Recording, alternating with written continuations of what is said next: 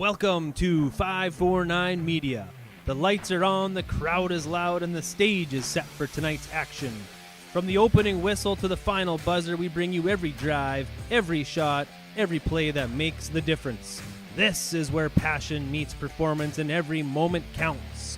Grab a snack, sit back, and enjoy your hometown Yellowjackets because the game starts now. And good evening and welcome into the Ted Minover Field Press Box. I'm Jason Grohl, joined by Kyle Heberman as we get ready to go for Yellow Jacket football action tonight. The Yellow Jackets getting ready to take on Dilworth-Glyndon-Felton. And Kyle, both teams coming in with impressive 2-0 marks, but both teams have got there in different ways. Yeah, it's great to be here, Growth. It's, anytime you've got two undefeated teams this time of year, even if it's just 2-0, you're happy as a broadcaster and you're excited as fans. Both teams, certainly our Perham Yellowjackets found two different ways to win, but they're wins nonetheless. And then on DGF's side, kind of more like they've been for year after year after year, which is just kind of taking it at different teams, taking it at Thief and Park. And so we'll have our hands full tonight, but I'm excited for the game. And from the get-go, we'll kind of know, I think, where we're at within the first 4 or 5 minutes of the football game. Well, when you look at Section 8 throughout the years, DGF is always the measuring stick. It's been about 6 straight, I believe, on the DGF side of things. And it's been a while since the Yellow Jackets have been able to get them, and I know they're hoping to turn that fortune around here today. As you said, Kyle, sitting at 2-0, you're coming off a nice defensive performance against East Grand Forks, in which is probably one of the toughest places to win, and they were able to go up there, come up with some big stands, especially in that second half. Yeah, talking to the coaching staff, I think the biggest thing they had seen, especially last week, is our physicality. I think we really are doing a better job this year of rallying to the football. To go up to East Grand and to make stops like that, we really tackled well. We, getting to the football, making stops at the goal line like that. That bodes well for tonight when you think about playing a DGF team. When you look at DGF, they've had the same coaching staff as long as I can remember. Coach Soderberg's done such a great job. The thing about them is they just do what they do so well, and what they do is they numb you to death with what they do, and then they break off. And we've seen that in recent years. You have to stay disciplined all the way through. You cannot take plays. One of the things I heard yesterday at practice was, hey, DGF doesn't blink. And so we need to not blink either. And I think that's a great way to look at it. If you can just stay with what you're doing, our guys seem really focused. They said this feels different than most DGF weeks, especially when you're 2-0 going at it. And I like to hear that from our leadership and some of the seniors that I talked to yesterday.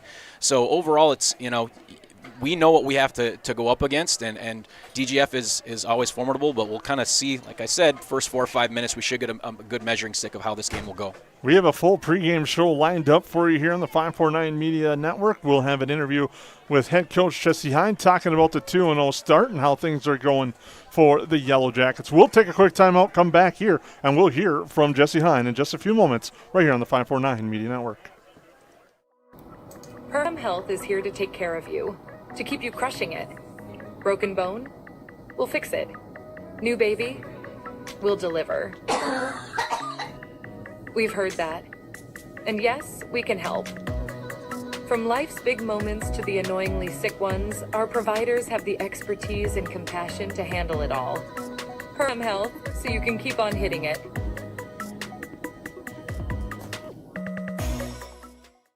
I'm Jen Hendrickson with United Community Bank. Jacket Pride isn't something we take lightly. We support the teachers and support staff that help teach our children every day. We support local Perm athletes with our Battle of the Bees sponsorship nights. And every year we award 4 scholarships to Perm seniors. Yellow Jackets are my team, and United Community Bank is my bank.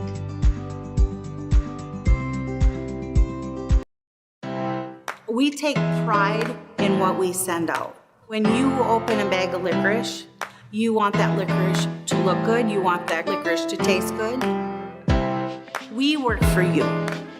We take pride in what we're making and what we are offering.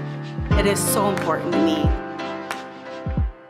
I do thank KLN from the bottom of my heart. They believe you and your family is important. Hey, it's Tucker again, did you know?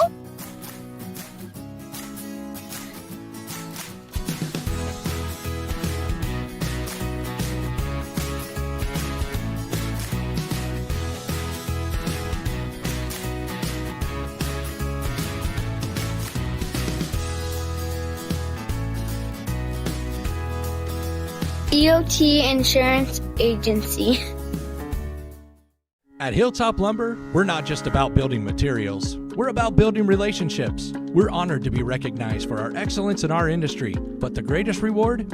It's the trust we built with our customers. It's not just about providing quality materials. It's about building strong relationships. We're proud to be a part of the communities we serve, working with you to bring your vision to life. Because at Hilltop Lumber, success is measured by the partnerships we create and the homes, businesses, and dreams we help build together. Hilltop Lumber, where we help plan, supply, and deliver dreams. Hello and welcome back to the 549 Media Pregame Show. We're now joined by Yellow Jacket head coach Jesse Hine. And Jesse, outstanding start to the season with 2 victories on the road. Now, how does it feel to get back here at home at 2-0? Yeah, I mean, we can't complain with 2 road victories and 2 section victories, and the boys have earned it, and they're excited to put on the black this week and play over at Mineover. You opened that season with a game against Park Rapids. Special teams played a big role. Defense was a big role. The ebbs and flows of the season opener, what was that like? It's fun to see all the work from the summer pay off and see a lot of new faces out there for us that were out last year for different reasons and now joining the squad. And it's fun to see new leadership and just the boys playing hard and playing together. East Grand Forks, it was the red zone defense that really came up for you guys big in the second half. What was kind of the mindset there, and how does it feel coming out of East Grand with the W? Well, that's a tough place to play. We haven't won up there in a long time, and Coach Kozowski does a great job getting his boys ready to roll, and they started hot against us, but our guys kind of back against the walls, stood up to the challenge and made some huge plays down the stretch and just continued to play as one unit. And we knew this year we'd have to lean on our defense a little bit just with some new faces on offense and still some things that we're getting fixed and getting to click. And the boys definitely they rose to the occasion. How was it to see the boys, like you said, rise to the occasion there and face that adversity against East Grand Forks, bend but not break? Yeah, it's all growth. I mean, we talked about it after the game, like some of these young guys some sophomores, some juniors who might be, playing their first year of varsity football. We experienced a lot in that game that some players don't get, in a couple of years of varsity football. So it's all experience. It's all things that is going to help us in the long run. And there's going to be situations that come about that are similar to that throughout the year. And it's good we have our experience in that regard.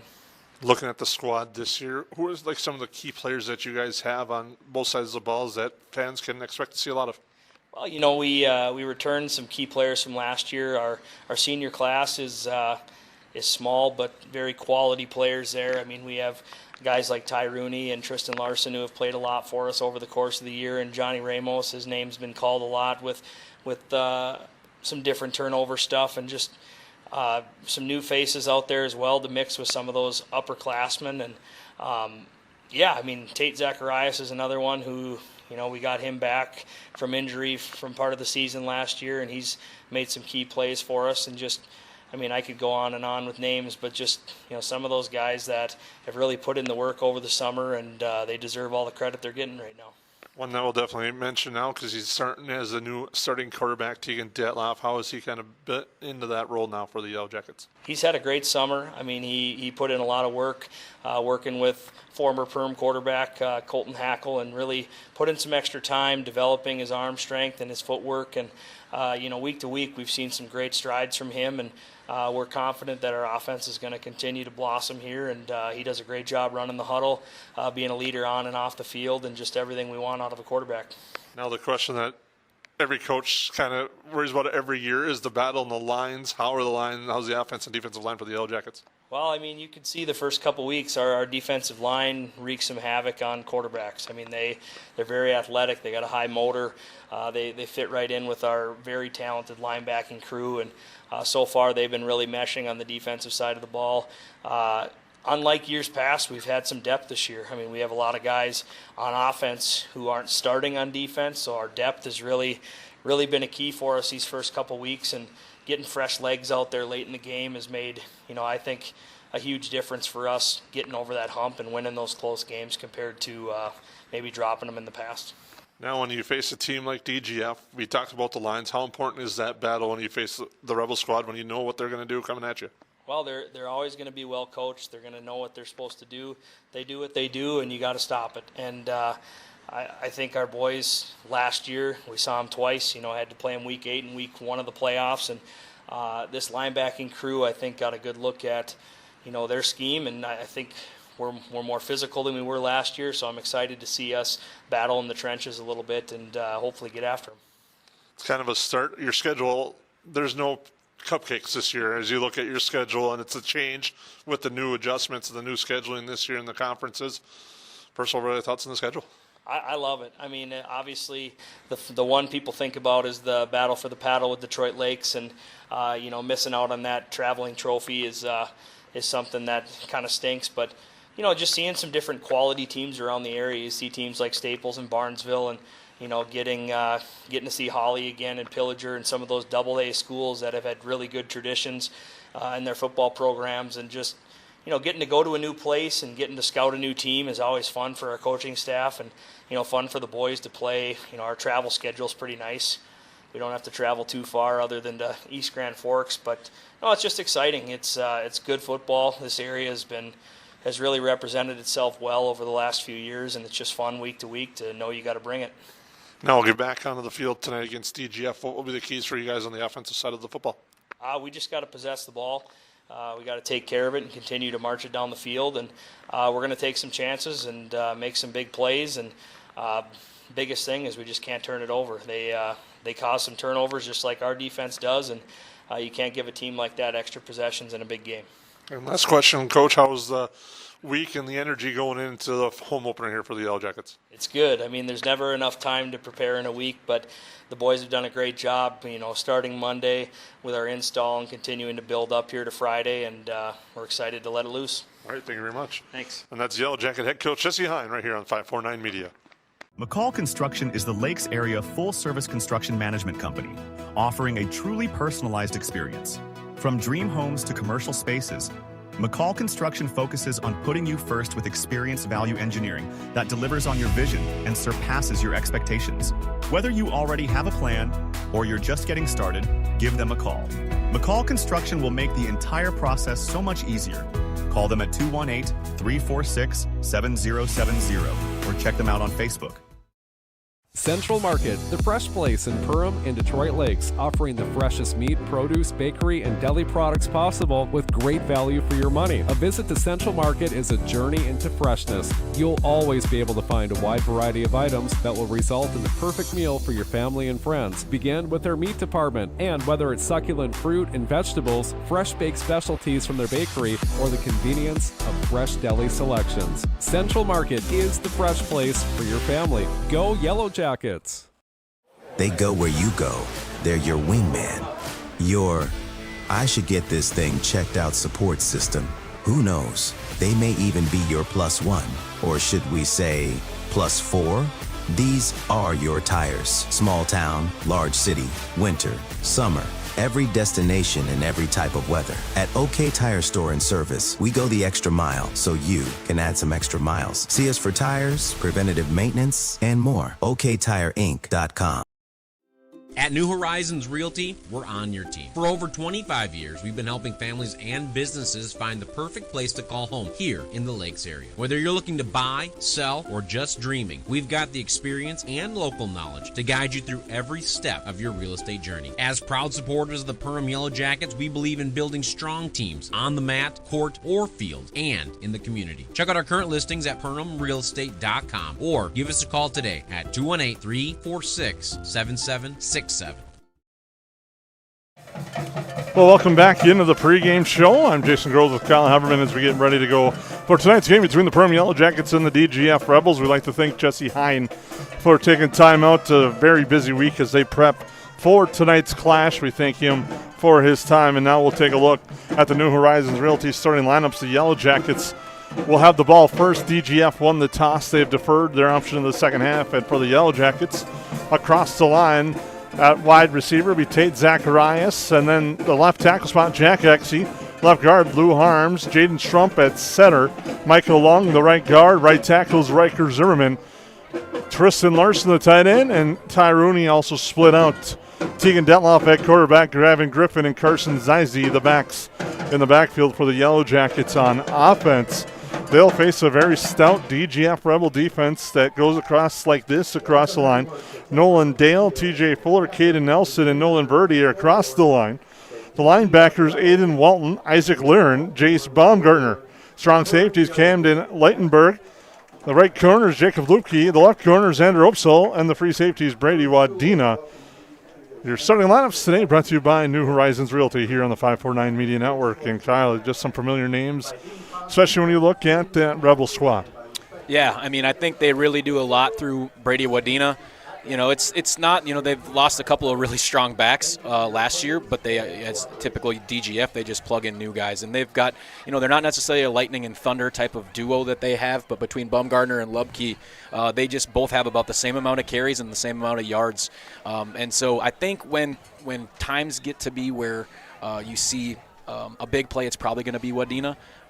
But I will defer here to the national anthem. But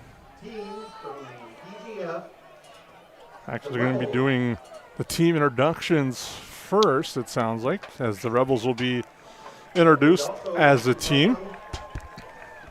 And the Yellowjackets also introduced as a team as they storm onto the field right now. We're moments away from the kickoff.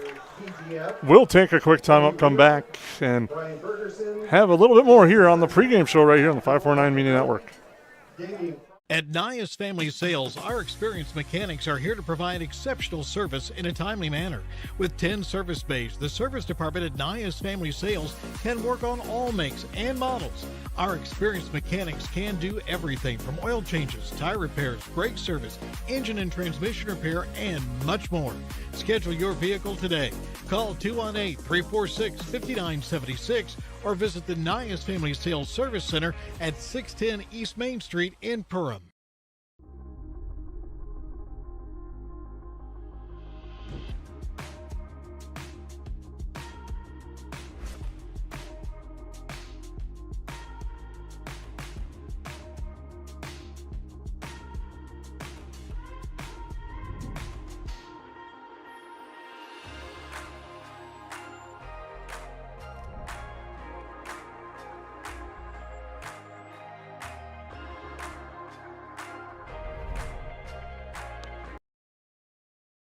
Ace is the place with the helpful hardware, folks. Why would you wander around a warehouse store looking for paint when you could just swing by your neighborhood Ace? In addition to Ace's award-winning service, we have top-rated paint brands. Plus, our color matching technology allows us to match any color. So stop wandering and start painting. Head to your neighborhood Ace today. Hi, this is Mallory Stotterell and Erica Saylor from Lakes Ace Hardware. You can expect expert help for your next project at Lakes Ace Hardware, right here in downtown Perham. 80-90% of this world goes to a 8-to-5 job, and they get to slave away to barely get by. We have the opportunity to go put in the work and be able to change people's lives. Be the less than 1% in this business. Everyone in this room has the opportunity for growth. Everyone in this room has the opportunity to go protect a bunch of people. Be that person today. If you're self-motivated and disciplined, this is the opportunity for you. Call Dan Persons at 218-259-0741 for more information. Lakes Community Cooperative is proud to support Yellow Jacket activities and our entire community. From propane and fuel to feed, HVAC, country stores, auto shops, a meat market, and more, LCC is your one-stop cooperative for farm, home, and business needs. Locally owned and trusted for generations, Lakes Community Cooperative is committed to powering our communities and serving you every day. Visit lakescommunitycoop.com to learn more about your cooperative and the many ways we can serve you.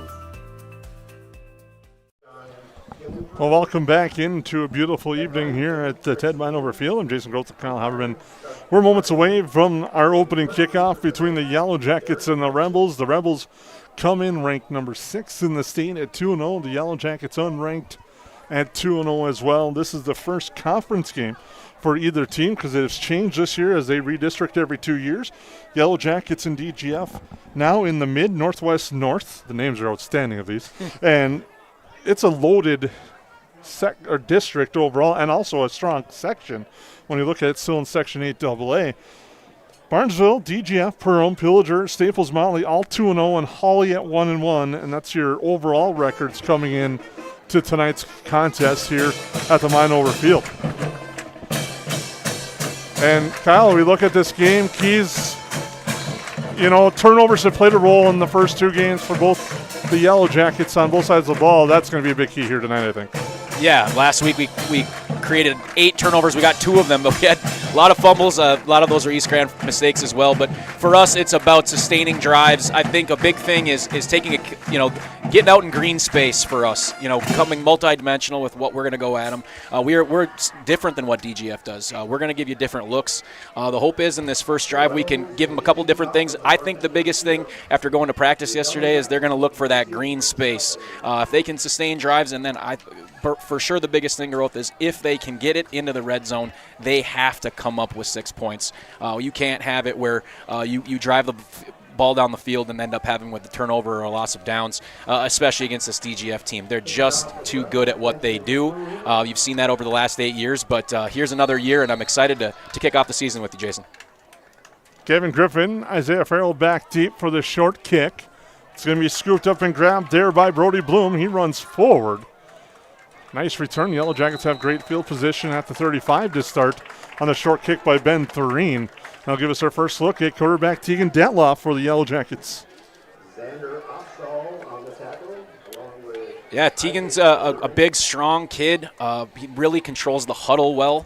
I think that's probably the nice thing that they thought, especially his first year in as head of the whole works on the offensive side of things. They really like. I talked to Tate Zacharias a couple of different times, and he's really liked how Detloff has grown and matured into that role. In his 2 starts, he's 21 of 33, 2 interceptions. Those came against Park Rapids, but he settled in and working in the pistol. He's going to pitch it left side. That's Griffin. Cuts up field. Nice drive forward to the 39, and a nice positive yard on a gain there. You're going to see Griffin in a multitude of different ways. He hasn't had a full, complete game yet. He had some cramping in the first game, and last week he took a real hard shot to the ribs. Sounds like the ribs are probably around that 90 to 95%. He feels pretty good, but he wants to average. I talked to him yesterday. He said he wants to average about 5 yards a carry, so that's a good start there, Growth. He's right around that number. He has been the catalyst in the backfield. 10 for 25 against East Grand Forks. But the whole offense was battled up. He's 24 for 123 on the year. Sent a man in motion to the Yellow Jackets. High snap. Detloff gets it. Looking left. He's going to fire left. Looking for Zacharias. And it's over the shoulder and incomplete. We'll bring up 3rd down and 6 for the Yellow Jackets. And you see them attacking space there. Tate talked yesterday about their connection, trying to build a connection with Tegan throughout the season as that kind of go-to guy to go after him. That one just sailed quite a bit by Detloff, but you can certainly believe that they're going to take more chances like that as the game goes on. They're going to spread 3 receivers to the right, 1 here to the near side. Against this 4 down front from DGF. High snap. Detloff's going to roll right. He's got some time. Pressure comes. Nice feed to Griffin. Tries to make a man miss, but comes up a yard short. And it's already decision time for head coach Jesse Hine. Yeah, that's one of those tricky ones we talked about, Growth, in the pregame. You want to try to sustain drives and keep the DGF offense off the field, but you also want to play, a conservative-style football early in the game. So coach has got a tough one here. It's very 4th and manageable, but you don't want to give the ball back on your side of the field this early in the first quarter. Zeise and Larson come in, and it looks like the Yellow Jackets are going to go for it. Tegan Detloff with his big frame might have the opportunity to lean forward too. 4th and short. Ball at the 44. First big play of the game here, and it's Detloff straight ahead, and the Yellow Jackets have a 1st down.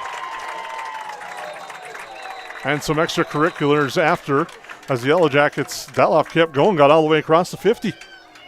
Yeah, great push right away by our line. I think that's a big part of our team this year is we have much more depth across our line. Really the only true starter on both sides of the football that, is Exie. And if Jack's the only one that's going, you're going to have pretty fresh guys if they only are going on one side of the ball or occasionally doing both. And that point, that was an incredible good push by our front guys. Let's keep that up. Yellow Jackets in the pistol formation. 2 receivers here to the near, 1 at the far. And it's going to be handoff. Griffin slips. So he gets hit on the play, and nice tackle there by Isaac Laren as Griffin kind of slipped right into him. Gets back to the line of scrimmage. What do we get this morning? Probably about an inch and a half of rain. It's a thick grass, and you add in that rain. I think we can see his divot from here. Looks like your golf game over there, Grove. Field does look sharp. You're right on the golf game. I mean, the field looks sharp after kind of a couple of weeks without rain, and we got heavy storms this morning on a perfect night for football here. So the Yellow Jackets go with 4-1. Send Farrell in motion, and he gets swarmed under, and there's a flag on the play. Nolan Verdi, amongst others. That's going to back up the Yellow Jackets. I'm guessing they're going to decline this one, Growth. Loss of yards like that, and the down is definitely worth it. Verdi is an absolute beast on both sides of the football. Expect to hear his name quite a bit tonight. Call third and about 13 for the Yellow Jackets. This is one thing the Yellow Jackets ran into problems last year is they found themselves behind the sticks.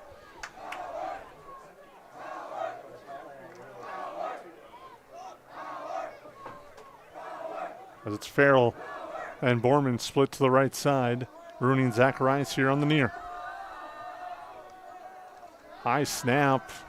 Deloff steps up. Now he's going to take off, try to stiff arm a man, absorbs a hit, gets back to the original line of scrimmage, is brought down there across the field on the far side. That brings up fourth down. As Laren was there again for another stop for DGF. Here the Yellow Jackets get that first down. Now you can play that position field or battle on the position. Yeah, you know what I'm trying to say. With a punt here and pin them back deep. Yeah, I think especially against a team like this, you have to win the special teams battle. You have to put them in the right spots. You got to make tackles here. And this is, if we can get a good one here, we're in a good spot. Line drive kicked at the 10. Cutting to the left side with some room to run is Wadena, and Wadena is going to take it to the house. Brody Wadena for the score, and the Rebels strike, and there's no flags on the play. As Wadena goes 90 and the score.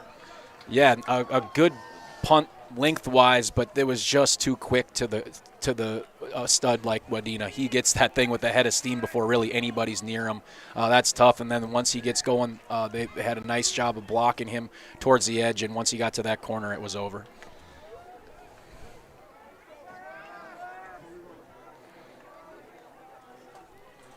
Quick strike for the Rebels. They go to the house. We talked about special teams being a key. It's played a role in the first 3 games for the Yellow Jackets. Now they're going to go for 2. Handoff right side. Driving forward. Stop short, though. Was Baumgartner, and the 2-point try is no good. That's a big stop there. You know, I jinxed it by going with the special teams is going to be big and then allowed that. But that's a big play to keep momentum, just to keep the guys on a positive as they're going to get that ball back. The defense hasn't even seen the field yet, but in this case, those plays are going to happen. The coaching staff said yesterday when you play DGF, you're going to give up some big plays at times. They're just they've been doing it too long at a high level, so you just got to find a way to limit the amount of those. Sure would be nice to have a quality drive here, but hopefully the coaching staff is kind of regrouping them, and that starts with that little stop on 2-point conversion.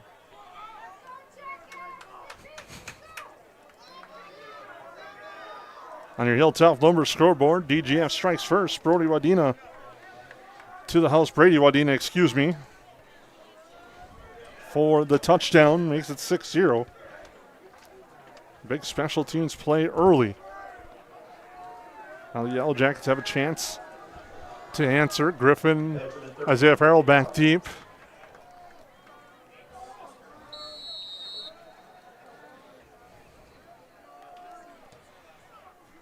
They're going to go, and it's the up back for the Yellow Jackets taking it. Junior Harms with some room to run and a nice return out across the 35. Junior Harms Junior Harm's one of those players that, he's going to kind of be on special teams and kind of here and there in different spots. Might play a little bit of outside linebacker, but I've heard a lot of good things for him. And if he's one of those guys that can just kind of give some guys some minutes, make some plays, he sure plays angry, and he plays with a physicality that the coaching staff likes. So hopefully we can hear more of his name as the game goes on. The Yellowjackets with Griffin the lone back. Send the man in motion on the near side. That's Zizy, and it's going to be a handoff Griffin left side. Not much doing there. Wrapped up right away by Todd Fuller. Gavin Griffin on the carry for the Yellowjackets. Well, DGF, they like to think the way they attack and the way they go right at you, it stands on the defensive side as well. And if you're Yellowjackets, you can't block the tractor if you don't stop the plow. Yeah, and they'll run a 4-3 cover 2 pretty much the entire night. That's just what they do. If we get into a passing situation, they might go with a 4-2 with a strong safety. But they just do what they do, and they do it at a high level. Snap to the right. Detloff on the rollout. Looking downfield. Fires. It's complete. No, it's not. Out of bounds is the call. Unable to bring his feet inbounds was Zacharias. Nice job on the far side by Isaac Laren to push him out of bounds in midair. Yeah, I think he had that inbounds, and I do think the cornerback was able to push him out, and we know in high school that's allowed. And actually is allowed at all 3 levels. We don't want to go back to Nate Poole with the Vikings a long time ago where they knocked us out of the playoffs. But that was a fantastic play by their corner. Although Tate made a good play, they did a better job of making sure that he did not come down in bounds. All-time classic radio call on that one. 2 receivers each side. Detloff with Griffin behind him in the pistol. He snaps, arcing, and they set the screen. It's Zacharias on the screen. Gets the first down across the 48 to the 49. And a nice play there for the Yellowjackets going to the screen. And that's perfect timing, right, Growth? I mean, they've been attacking. They have their early run play, and they're all coming at the ball and rallying to the football. So now let's try to take advantage of that. And you saw that those big D linemen were going after the quarterback with foam in their mouth, and we were able to pop that up. So those are the types of plays that can keep those defensive linemen at least a little bit more thinking about something else besides Gavin Griffin out of the backfield. So keep that up, fellas. Yellowjackets go 5. With 5 wide receivers, we approach the 6-minute mark here of first quarter.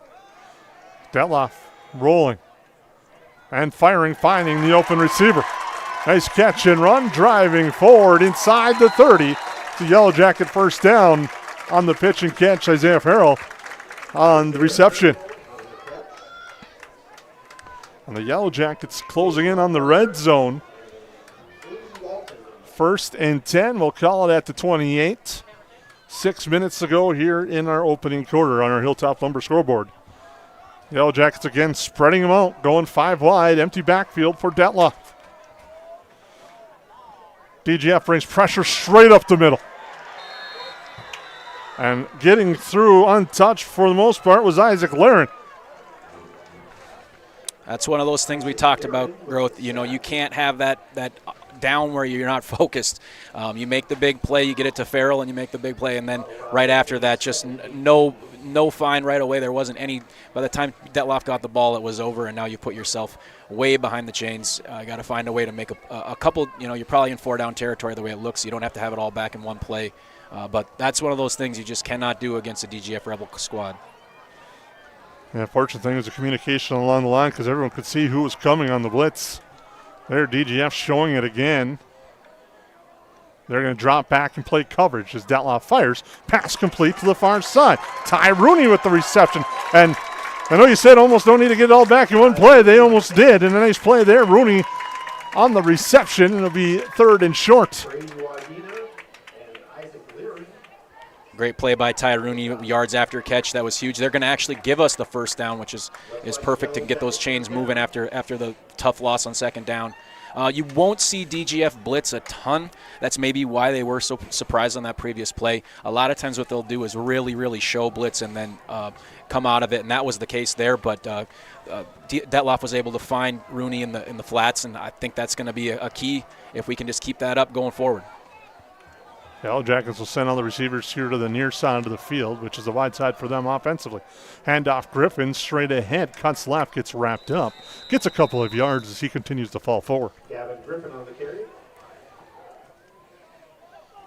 Isaac Learen on the stop. Laren again, he's been all over the field for the Rebels with another stop. 4:35 to go, first quarter. Rebels struck on a punt return by Brady Wadena, but the Yellow Jackets trying to answer with a drive here as they're approaching the red zone.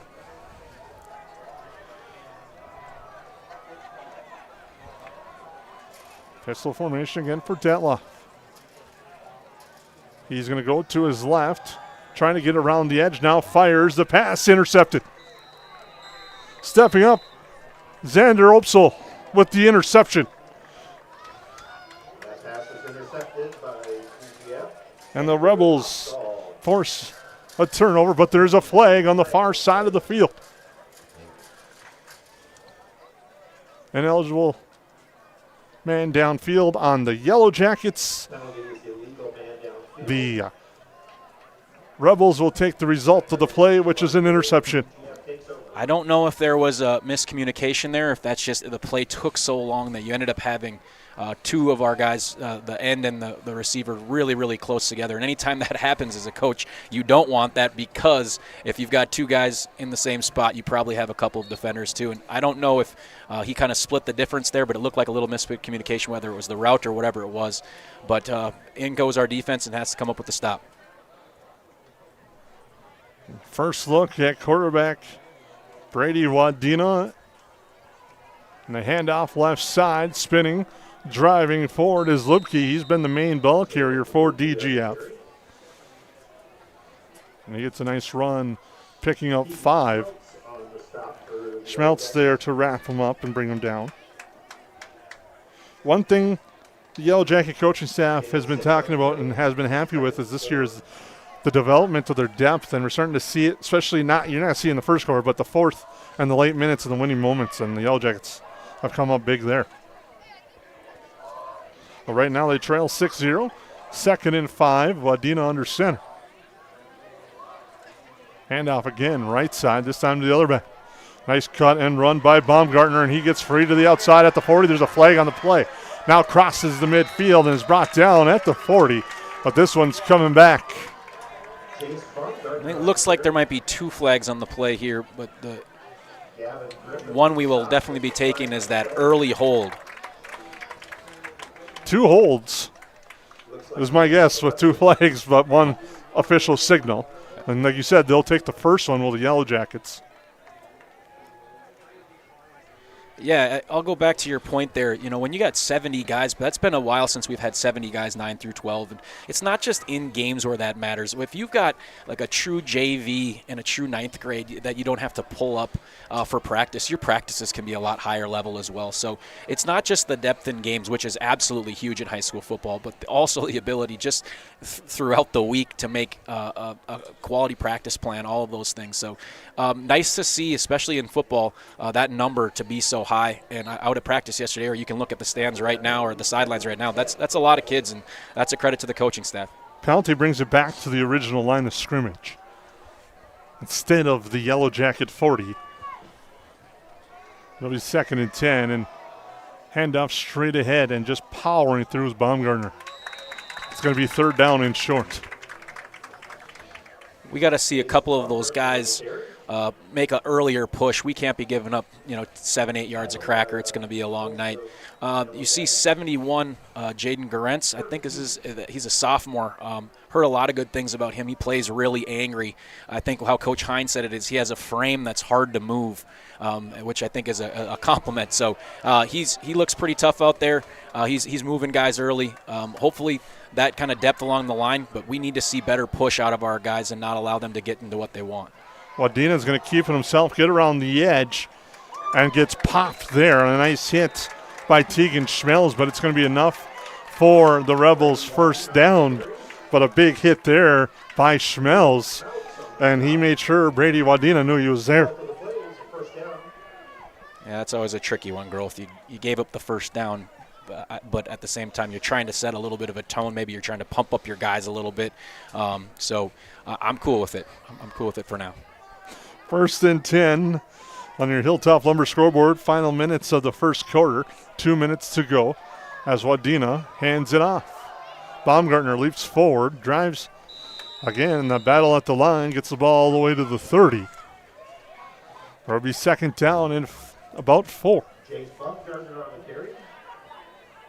And that's one of the tricky parts. You play, Park Rapids and East Grand Forks, and you feel like as a defensive line you're making that push, and then suddenly you get a DGF squad, and it's just a completely different level of football. So we got to find a way to match that intensity. Guys like Lucian Harm, Sam Dale, they got to find a way to get a push and get a tackle for a loss to put them in a place that they're not comfortable, because right now they're incredibly comfortable with what they're doing. 2nd and 4. Wadena, handoff. Left side with a cut there by Lupke. Drives forward, moves the pile, has another Rebel first down. It doesn't seem like they're doing much, but they're just picking up 4 or 5 yards a chunk and just working the clock and moving it forward, and it's amazing. It's only 1 minute to go, and this is just the first possession of the game for the Rebels offensively. It feels very DGF-like, does it not? Like I said, you have to find a way to get them out of their comfort zone, because they do play one style of football. They have 14 total pass attempts over the first 2 games. You have to find a way to get them in those spots, in those 3rd and longs. If not, they're just incredibly comfortable with what they do, and they're going to do it at a better level than you are. And right there is a good stop at the line by the Yellowjackets, getting in the mix. As you talked about him earlier, is Gorentz. He makes a nice job standing him up, and when you play the Rebels, the key is winning the battle at the sticks and keeping them behind it, and now it's 2nd down and 10. You want Soderberg to have to come up with something outside of his normal 3-4, hey, this is what I'm going to look for. And that only way you're going to do that is something like 2nd and 10 or 2nd and 13 or 3rd and 13. But great play there up front. Wadena under center. Handoff again. Right side. Nice job wrapping him up. Initially was Johnny Ramos, and then the Yellowjackets pursued to the ball. And that brought down Baumgartner, and it's 3rd down and 8. Looked like a team wearing white last night that I saw in their pursuit. Was the Yellowjackets right there. And that's actually the end of the first quarter, so we'll take a break, come back. The Rebels lead 6-0 on your Hilltop Lumber scoreboard. It's not necessary to build your business in Perham, Minnesota to be successful.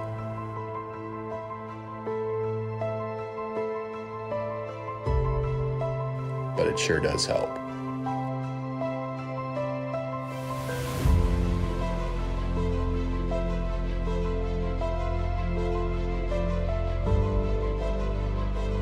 Hammers Construction, your vision, our team. At Joe Foltz Construction, quality and integrity aren't just words, they're our commitment. Since 2004, our owner-operator-led team of skilled craftsmen has brought dream homes, commercial spaces, and major remodels to life across Lakes Country. We guide you through every step, from custom design and accurate estimates to construction and a 10-year warranty that shows we build for life. Your vision is our blueprint. Joe Foltz Construction, craftsmanship you can trust. Visit us in Perham or online at joelfoltzconstruction.com. Welcome back to live action. Thank you for tuning in tonight, and I'd like to thank all our sponsors who made these broadcasts possible. 3rd down, we flipped the field, and now we have a whistle.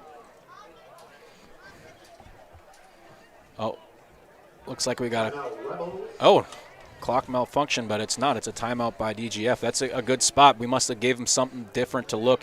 They talked about kind of putting their 2 backers a little bit wider just to keep them in these 3rd and long spots. I think they called it heavy was the call there. So maybe gave them a different look, and the play obviously didn't match up, and if anytime we can burn one of their timeouts, we feel good about that. Well, the Rebels waste little time coming out of their timeout, though. The Yellowjackets break to huddle. Coordinator Brian Robertson done a great job with this defense. And the staff, you can just see it every day how well they work together on this Yellowjacket coaching staff. Big 3rd down here, we call it 8. Dina's going to hand it off. It's going to go inside Lupke, and he's going to plow forward to have 9. Need 8, get 9, first down Rebels. Now you're talking about that coaching staff, and I think that's the key for Perham is to keep this around. They are a very well-connected group. Coach Robertson does a fantastic job, but if you look at DGF and their coaching staff, they've been around for 10, 15 years together. Some of them have gone and come back, and that's a testament to them, and I'll hit on that in a couple minutes, what that matters when you do have a high school staff that sticks with it for a long time. It makes a huge bit of difference. And we all know that Anthony Soberg's worked through some adversity over there as well, as Wadena now shown to pass. He's got a fire down the middle of the field. It's complete. Michael Whitney on the reception inside Yellow Jacket territory to the 31. That's exactly what they do. They'll lull you to sleep, and then just when you think you're going to come up and make a play and send everybody into the box and throw in a couple extra in the box, they'll run a flood route or they'll run that tight end up the middle of the field from where you're blitzing and make a play like that. They've been doing that same thing for a long time. It used to be a lot of times you'd hear O'Keefe over the middle on that play. Yes. Now this time it's Whitney making that reception. But it's 1st and 10 for the Rebels. Handoff right side, now cutting back left again is Baumgartner. Gets 5, and it's a nice 1-2 punch in the backfield with Baumgartner and Lupke for this Rebel squad. Yeah, and they get in there manageable. They're second and manageable. You got to find a way to make that play, and that's the thing. The second you try to go, they go with a counter or something like that, and then you go with a different back. And so when Soderberg's been at his best and their teams have been at their best, they've had a 1-2 punch, and then they've had a quarterback to make plays, and certainly they have that this year as well. We all remember the years of Owen Leach under center. And on the basketball court. Lupke this time left side just bulldozes and gets a first down. Well, that's one thing, too, you know about the Rebels. They are not afraid of contact. They will run right through you. More often than not, they're not cutting. And Lupke with another run there, 1st and 10 as we approach 10 minutes in this second quarter on your Hilltop Lumber scoreboard. They certainly match the attitude and mentality of their head coach. That's just how Anthony is too. Tony is a fantastic dude, and he is a no-nonsense guy if you've ever seen one. At the pace of this game right now, we're only at 7:23 p.m. and there's 9 minutes to go. Handoff. Lupke cuts up, now goes left and gets dropped. That's Larson on that hit. We're used to that, right? Once Tristan Larson gets to a point where he gets kind of frustrated how the drive's going, he tries to make a play like that, and normally it ends up with somebody getting depleted. Lupke tried to, I'll say, cut around that time, but Larson wasn't having anything of it, and it's now 2nd and 6. So the Rebels' time of possession is insane when you look at the Rebels throughout the year. And they're continuing that trend right here. This is still their opening drive. Wadena is going to keep around the right side. Avoids one tackle, but Ty Rooney slows him up. Logan Gook with a nice play there on the outside, sticking with it. Had a chance to get him a little bit earlier, but you want to always make sure you contain and keep. Their job is to keep and contain. And so sometimes they get a little bit nervous about jumping to try to get the lost play. So you're happy when anytime you can keep them at no gain. We get an official's timeout as they're checking Tristan Larson, and it appears that possibly blood on the arm. Zacharias going in, gives him a little bit different look, but Zacharias plays pretty nasty as well, so shouldn't be, you'd like to have Tristan Larson out there in a 3rd and something, but you know that Colton will have him back in the game as absolutely fast as possible. 3rd and 5, and now a stoppage. Yellow Jackets are going to take the timeout. We'll take it with them and come back here to the Ted Miner Field. Since 1980, more families have trusted Jack Chivers Realty than anyone else in the Lakes area. I'm Blake Olson, the owner of Jack Chivers Realty. Our dedicated agents have a deep understanding of the area. We live here and our kids go to school here. Let us find the perfect home for you and your family, or lean on our knowledge and marketing to sell your home. Find out how Chivers delivers right here in Perham. Reach out today and start packing. JackChiversRealty.com. Welcome back. Go to the timeout. Zacharias will stay in the game. Larson still getting worked on here on the near sideline. Actually, he is back in as well for the Yellow Jackets. That's good to see. And you partially think that might have been the reason why that timeout was used. Especially as fast as that clock's moving, you don't want to have your probably your best defensive player out for a play like this. 3rd and 5. Handoff, Lubke cuts through the hole, gets to the second level. It's going to depend on the spot. Early indication, it's going to tell me it's 4th down. Depending if he gets the right foot or the left foot on the near side, and it's going to be 4th and 1. All right, now we got a chance to test Hines' theory here with the big sophomore being hard to move, and then Lucian Harms. The kid puts in so much time, and he wants to be a fantastic football player, and he has the body for it. Here's an opportunity for him to kind of prove that in a big spot. You know they're going to go right up the gut and try to push up at the line of scrimmage. 4th and 1, Wadena under center. Wouldn't be surprised if they might try to catch the Yellow Jackets off guard and go with a quick pass here. And now we're going to have a timeout taken by DGF as they're trying to draw the Yellow Jackets offside. That'll give us a chance to take another quick timeout. We'll be back in just a moment on 549 Media. Hanson's Plumbing and Heating provides the highest quality products and services to ensure the comfort and safety of all their customers. It's what they do. Henry Hanson, later known as Hardware Hank, first opened the family hardware store in the early 1930s in Burgess, Minnesota. Today, they are proud to carry on his legacy of hard work and honesty through teamwork, fellowship, cutting-edge technology, and forward thinking. 218-346-2422 or make a visit in Perham, Burgess, or Detroit Lakes today. Hanson's Plumbing and Heating, proudly serving Minnesota families for over 80 years. Well, welcome back. Yellow Jackets looking for a big 4th down stop here against the Rebels. I'd like to give a shout out to Noah Rooney watching the game at Notre Dame at South Bend.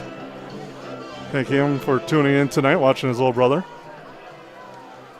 Hopefully that foreshadows a big play by Ty here. I like that call as Wadena comes under center. Yellow Jackets inside, trying to get the stop. Wadena drops, handoff, Lubke straight ahead. Does he have the power? The spot's going to be close. The Yellow Jackets stand him up. We'll see. And it looks like the Yellow Jackets may have got the stop. Nope, it's a late call. It's a 1st down. Where's that video review board, the new digital one the NFL's going with? That'd be 1st and goal. We can't get upset there. You know, we did get good push there. Pushed off that defensive or the offensive guard, moved, allowed our backers to come up and make that play. Just a little bit too much push out of the running back. But you're proud of the guys and getting real close and making them have to look at it.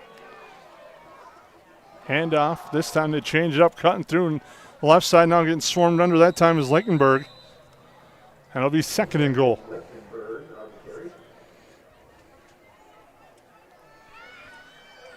Second and about 2. As Gook and Exie were there on the tackle.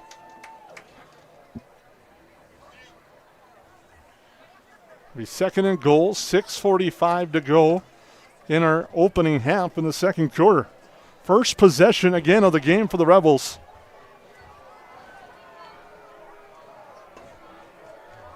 And Ron Burns' play sheet is probably running out on this drive alone as he tallies up the stats. Wadena hands it off.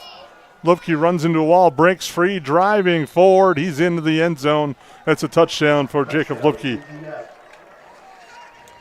Yeah, Growth, that's about as probably happy as a coaching staff as you'll have on a DGF sideline in regards to just kind of imposing their will, not for a short period of time, but for a long period of time. And as you talk about Perham, you want to not give up the big play at the same time. That was a pretty deflating drive, but hopefully we can respond in a positive way on the offensive end. Rebels, with the partial swinging gate, are going to go for 2. Wadena looking to throw. Now he's trying to win the race to the edge, and he does. 2-point conversion's good. when you have an athlete like Wadena, that play probably makes a lot of sense. Gives him a couple of different options. His read is if those backers or those guys come up and attack, he's going to look for that end that's on that flood route with him. If not, he takes it in like he did there.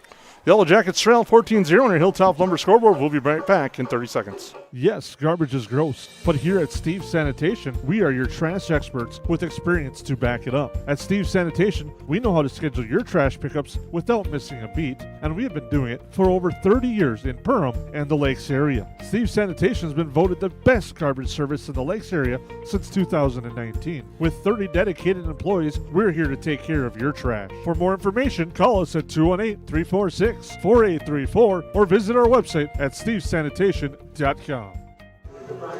Welcome back. Go to the timeout, after the touchdown by DGF. They'll kick it away to the Yellow Jackets, looking to try to get something going on offense. Had a short drive last time. We were able to move the ball, but unable to pick up enough first downs to keep it going, and then DGF just capitalized off the interception there. And a very long drive. Boots another short one. Going to take a hop. Isaiah Farrell, on the catch. Now cuts back left side, spins, and is brought down at the 40. Flag down here. Kind of a weird one. Not a whole lot of places to get a hold, but it must be probably what it is. As the official moves illegal block in the back. That will back the Yellow Jackets up even more. That's always a tricky one. Isaiah's got such good shift to him, but sometimes when you get a little shifty and start cutting back and forth, you put your blockers in a tough spot, and they end up having no choice but to end up getting the block in the back. 6:17 to go here in our second quarter. A quick moving first half here from 10 Mile Overfield. Two receivers, the near and two to the far, and the Pistols Detloff with a strong drive, except ended in an interception. Handoff straight ahead, not much doing. Griffin, nothing there. Met right away. Timing is a little off on that play. There's a little bit of Farrell kind of ran into Detloff. I really expect you as the season goes on. Certainly Isaiah Farrell's playing a ton on defense and he's making plays, but I think you just it behooves you to put him in on the offensive side as well, and you're seeing a lot of that so far. But he's just such an athlete, and he's got such high-level instincts in regards to athletics, and plays with a chip on his shoulder. He's fun to watch no matter what he's doing. That was Nolan Verdi that broke through and busted that play up. A pistol again for Della. Looks quick, fire, pass complete. Ooh, and a big hit there as Isaiah Farrell absorbs that one, makes the reception, gets the ball to the 30. It'll be third down and about 5 for the Yellow Jackets. Yeah, that was a major hit there on the young sophomore. It's nice to see him pop up right away, but maybe a little bit of the welcoming to this level of football. Those guys pursue really well. Yellow Jackets break the huddle. Don't want to say anything is a must-have first down at this point of the game, but this might be the closest thing to it for the Yellow Jackets at third down. Deloff rolls, quick fire, the pass intercepted. Wadena with the interception. A flag late as Tate Zacharias brings them down, but it will be DGF football. Penalty will tack on after the interception. Illegal block in the back during the return. But the unfortunate thing is the penalty was during the return, and Detloff's interception is second of the game. Will get the ball to the Rebels in prime position on the football field. Wadena making plays all over the place. He had a couple big tackles early, and there he really didn't take one step foot back on that play. He seemed to be waiting for that pass to happen, and he just broke off the route from Tate Zacharias right away and was able to attack the football, and then had really good hands as Tate kind of was right on him right as it got there. But unfortunate play for the Yellow Jackets. Now you got to find a way to put your defense back out there and find a way to make a stop or get a turnover in some capacity. Wadena takes a look at the front. He's going to drop and throw. Fires the far side, and it's intercepted. Griffin lowers the shoulder after the interception with a big return into Rebel territory.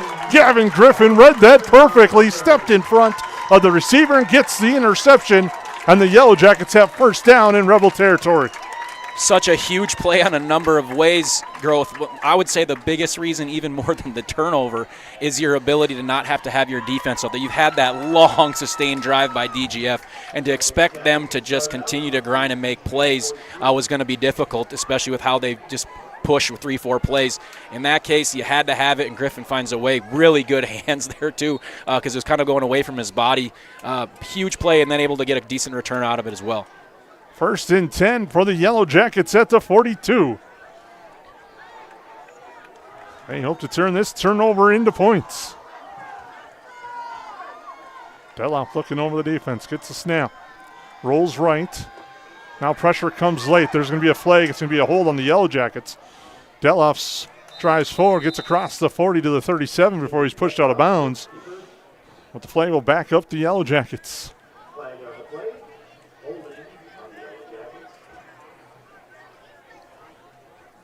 Derek Nelson's going to have a sore right wrist chucking those babies from the back, from the head umpire. That will back up the Yellow Jackets, as the Rebels are going to accept the hold. In this field position battle here to back them up. Even though Deloff got about 3 yards, this still pins them back now on the Yellow Jacket side at the 48 with 4:29 to go.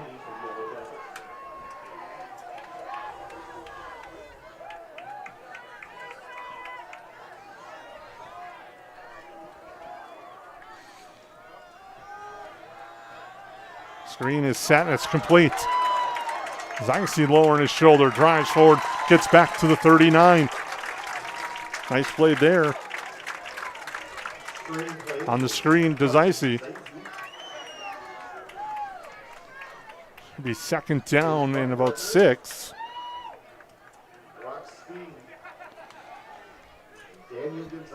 Down marker was a little ahead of it. Now they're going to adjust right there. It's now second down and 6. Under 4 to go. Veteran crew over there on the far sideline, but first night for them as well. Both screens so far have worked really, really well, getting those just on that second level, and then both times afterwards, really nice yards after catch. Send a man in motion, handoff. Griffin following the motion back, drives forward to the 36. It'll be third down. Griffin's having a hard time in between the tackles and right around the line of scrimmage. We got to find a way to get him extended out in that space. You saw with that interception how athletic he is, but that's difficult against the DGF defense. But in a decent spot here, either way, you're grinding clock to towards the half to keep it out of their hands. But in a really good spot here, knowing you're probably going forward on fourth down. Deloff's going to go to his left. And the pressure comes. He eludes it. Now throws it. And it's complete far side. And nice second effort there for a first down. As Zeisy on the short pass, the outlet gets the first down for the Yellow Jackets. What an excellent play there. Way to keep it going. Main thing is that's probably weight room time. If you know Detloff, he's a heck of a wrestler, and he was just able to keep his frame up. I think the biggest key there was our linemen not running up the field. They probably wanted to. That play took a long time to develop. So excellent job to get the first down. Now we got to find a way to sustain this. Isaac Laren was the one that Detloff was able to shake off before the pass. Laren's been a big stud for this DGF defense, and a nice job by Detloff to shake him off there to extend the play on the completion of Zeisy. Detloff, quick pass here. Griffin in space. Makes one man miss, but the pursuit is there. But Griffin drives forward inside the 30 to the 29. Eventually in on the tackles, Aiden Walton and a host of Rebels. But there's one way to do it, a short pop pass here on the near side to get the Griffin in space like you talked about, Kyle. Yeah, you can see he's going to have, if he's in space and he's got a little bit of get up going, that initial tackler is going to have a hard time taking him down. And you saw an example, not a huge game, but anytime it's 2nd and 4, that's much better than 2nd and 13. Receivers going to spread 3 to the left, One to the right side as we approach 1:35 to go. The hook and ladder. Griffin, it goes out of bounds. That's okay. Pass complete. The pitch was tough. Goes over the back of Griffin, but he goes out of bounds. So it'll be Yellow Jacket football. Anthony Soderberg's. And now the officials are going to discuss. And it's tough because you're not supposed to be able to advance that, but it was a complete loose ball there, so they're going to have to figure that out. It looks like they're giving us that advancement to where the ball came out.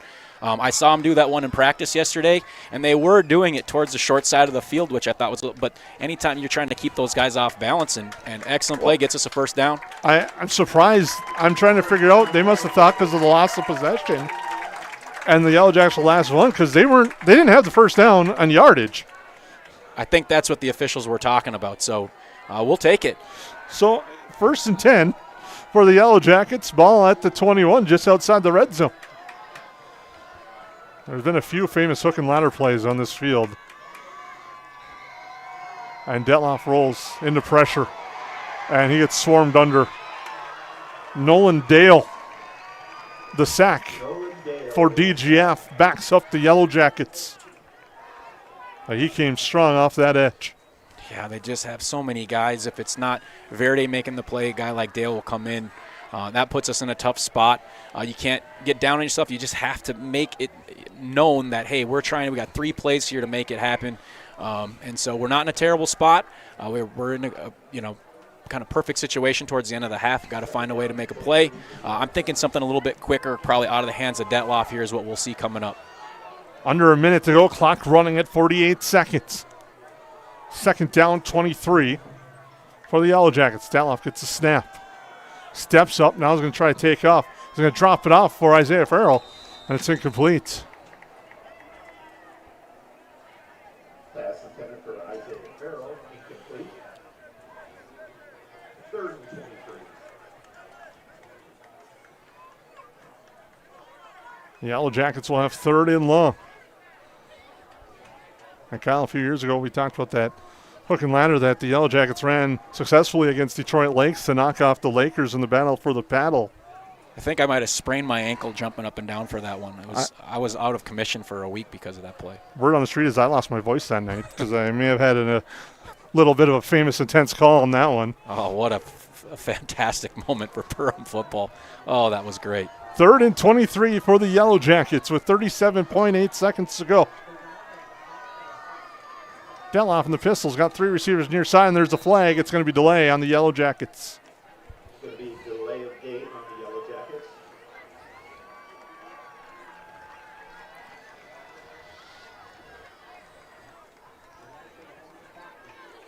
That backs them up even more with 37 seconds to go.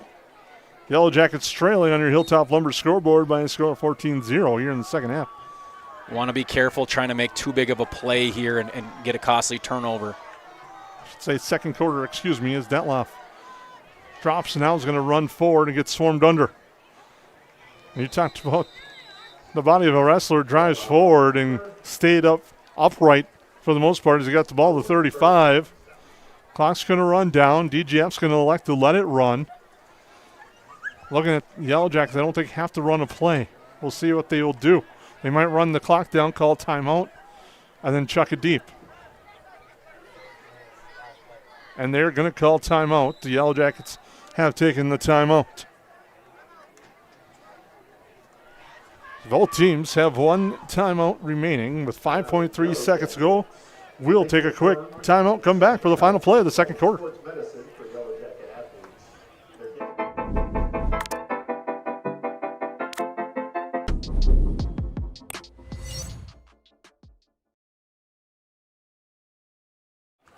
Welcome back here to the Ted Minover Field. 4th down coming up for the Yellow Jackets. 5 seconds to go. The Yellow Jackets facing 4th and goal line. We'll just call it anyway because that's what they're going for. DGF going with an absolute prevent, kind of coming all the way back. I don't want to get into DGF and their prevent defense, in any big play, but maybe it's a little too soon there, considering we're down 14. But we'll talk about that at halftime. Detloff fires downfield. Bad the ball is swatted away.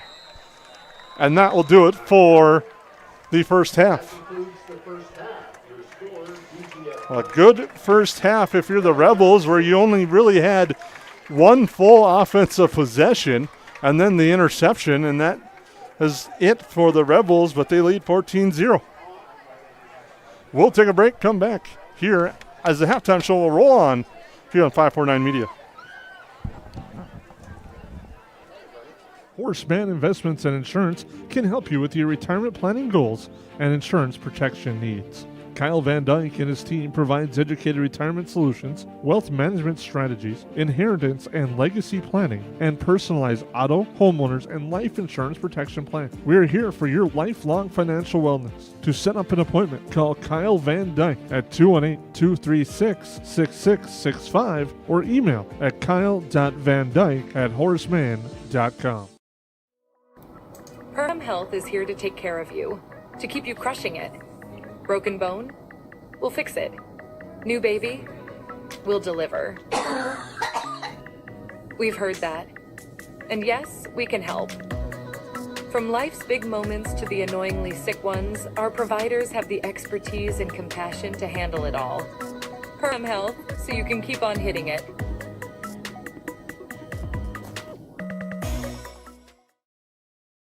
I'm Ryan Rusted with United Community Bank. United Community Bank has served the Lakes area since 1911. We're proud that you, your grandparents, your kids, and your grandkids have chosen UCB. We know the power of a smile and a handshake. Perham, Dent, Frazee, those are our communities. And United Community Bank is our bank.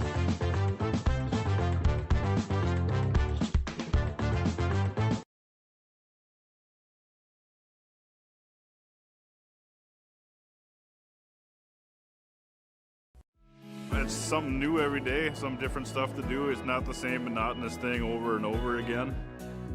Everybody works together, everybody knows everybody, you know, we all get along just well. It's just a great company to work with. It's like a big family here. It's just everybody gets along with everybody and everybody clicks. Everybody just helps everybody out.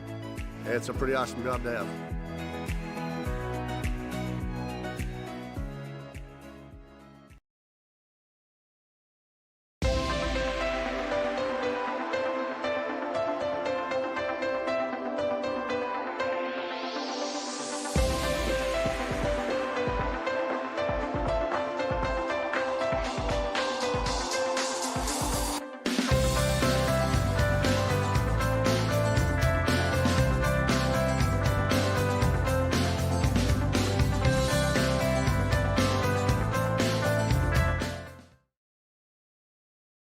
At Hilltop Lumber, we help plan, supply, and deliver dreams. We are family owned and operated, serving the Lakes area since 1988. Though Hilltop Lumber is our name, we're much more than that. We provide superior consulting and design, accurate estimates, thorough product knowledge, and on-time delivery. We have a full range of building supplies from windows, doors, decking, and siding to hardware, tools, paints, and stains. Take the stress out of building and let us help you find the perfect products for your project. Hilltop Lumber. We help plan, supply, and deliver dreams.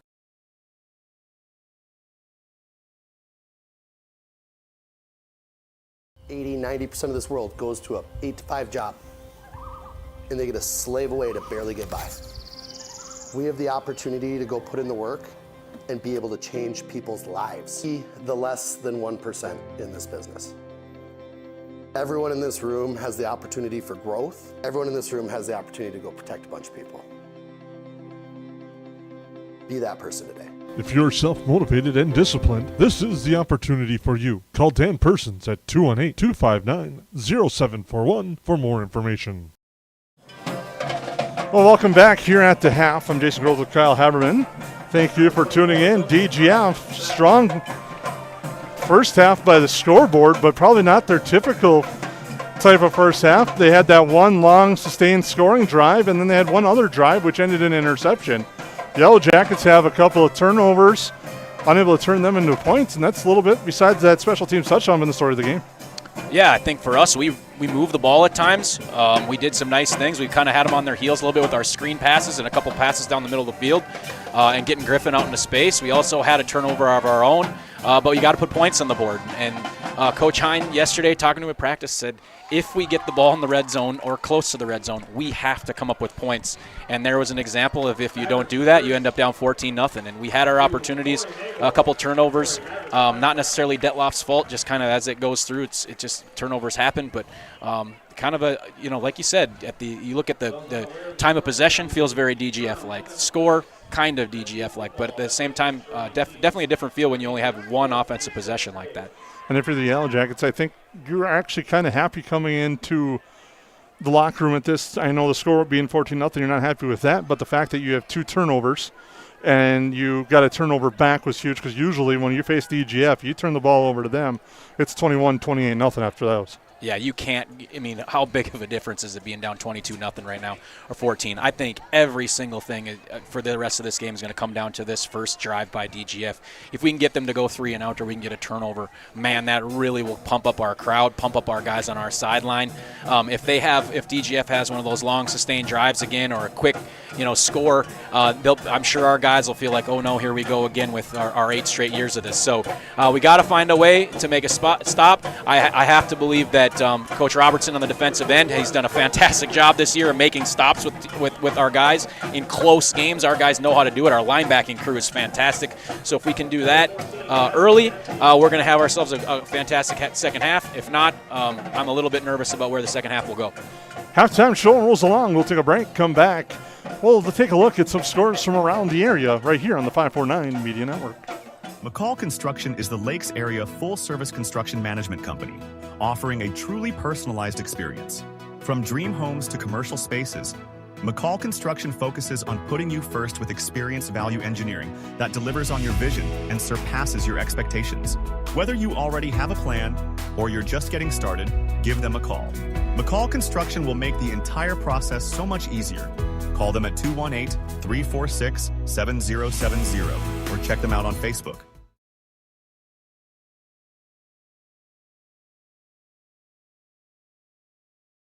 Central Market, the fresh place in Perham and Detroit Lakes, offering the freshest meat, produce, bakery, and deli products possible with great value for your money. A visit to Central Market is a journey into freshness. You'll always be able to find a wide variety of items that will result in the perfect meal for your family and friends. Begin with their meat department, and whether it's succulent fruit and vegetables, fresh baked specialties from their bakery, or the convenience of fresh deli selections. Central Market is the fresh place for your family. Go Yellowjackets!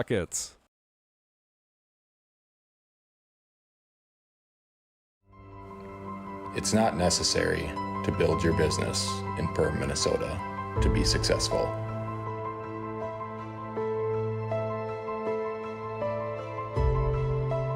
But it sure does help.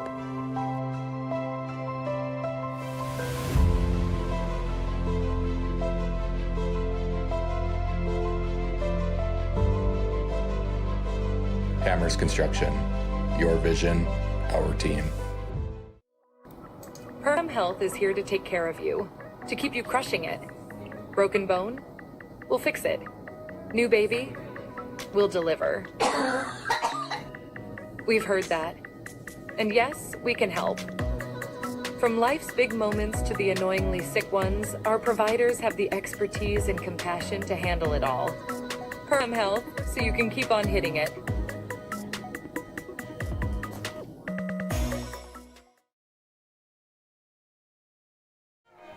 Welcome back here to 10 Minover Field. Halftime show rolls along here. The Yellowjacket cross-country team was in action yesterday at the Lucky Lindy.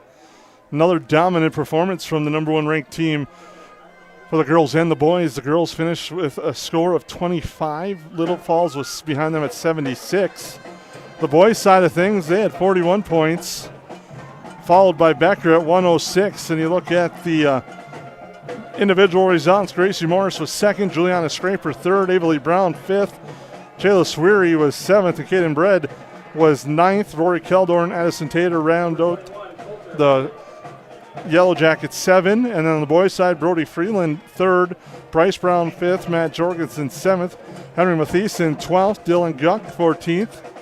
Reed Wolkosh was 16th and Ethan Johnson 18th. So an outstanding performance for the Yellowjackets as they continue to run away in the early meets so far this year from the competition. Good work there, Growth. Yeah, I mean, I'm president-elect of the Coaches Association, and one of the things we talked about last week at our meetings is if you take the state champions, every state champion in any sport, and then you figure out what their coaching staff is, how long they've been there, the average is 20 years. And so it tells you that the longer a coaching staff is around, the more success they're going to have. And with Jeff Morris, you know that's the case, as Morris has done a fantastic job for a long time and created really a cross-country team like there isn't any other one in the state, let alone in the nation, and him being National Coach of the Year not long ago, I believe last year. But that's the same thing that goes to DGF, right? DGF's coaching staff has been around. Tony Soderberg's been around for a long time. His coaching staff, Jason Sunday and some of those other guys, and Tony Reno, those guys have been around for 20 years on that DGF sideline, and that's where you see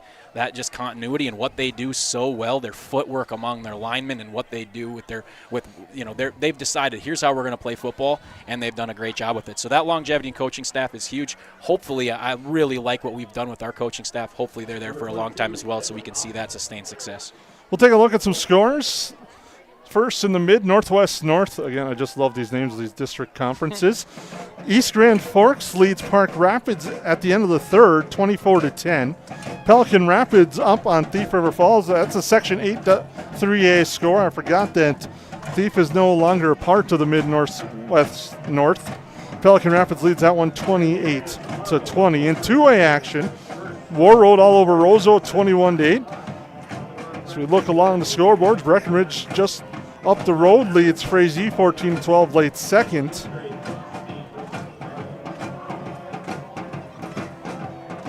Staples Motley leads Holly 23-0, and just down the road Otter Tail Central all over Wadena Deer Creek by a score of 20-8 as we take a look at the scores there.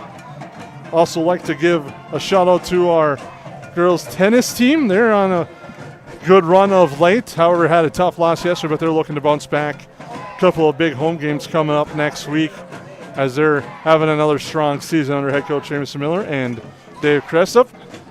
These two teams, again, warming up, getting ready to go, and then we'll have my favorite thing that happens after halftime is the additional 3 minutes that gets put back on the clock. So this will give us a time to take a quick timeout, and that's a flash photography as we've seen some flashes come across the screen here. We'll take a break, come back right here on 549 Media.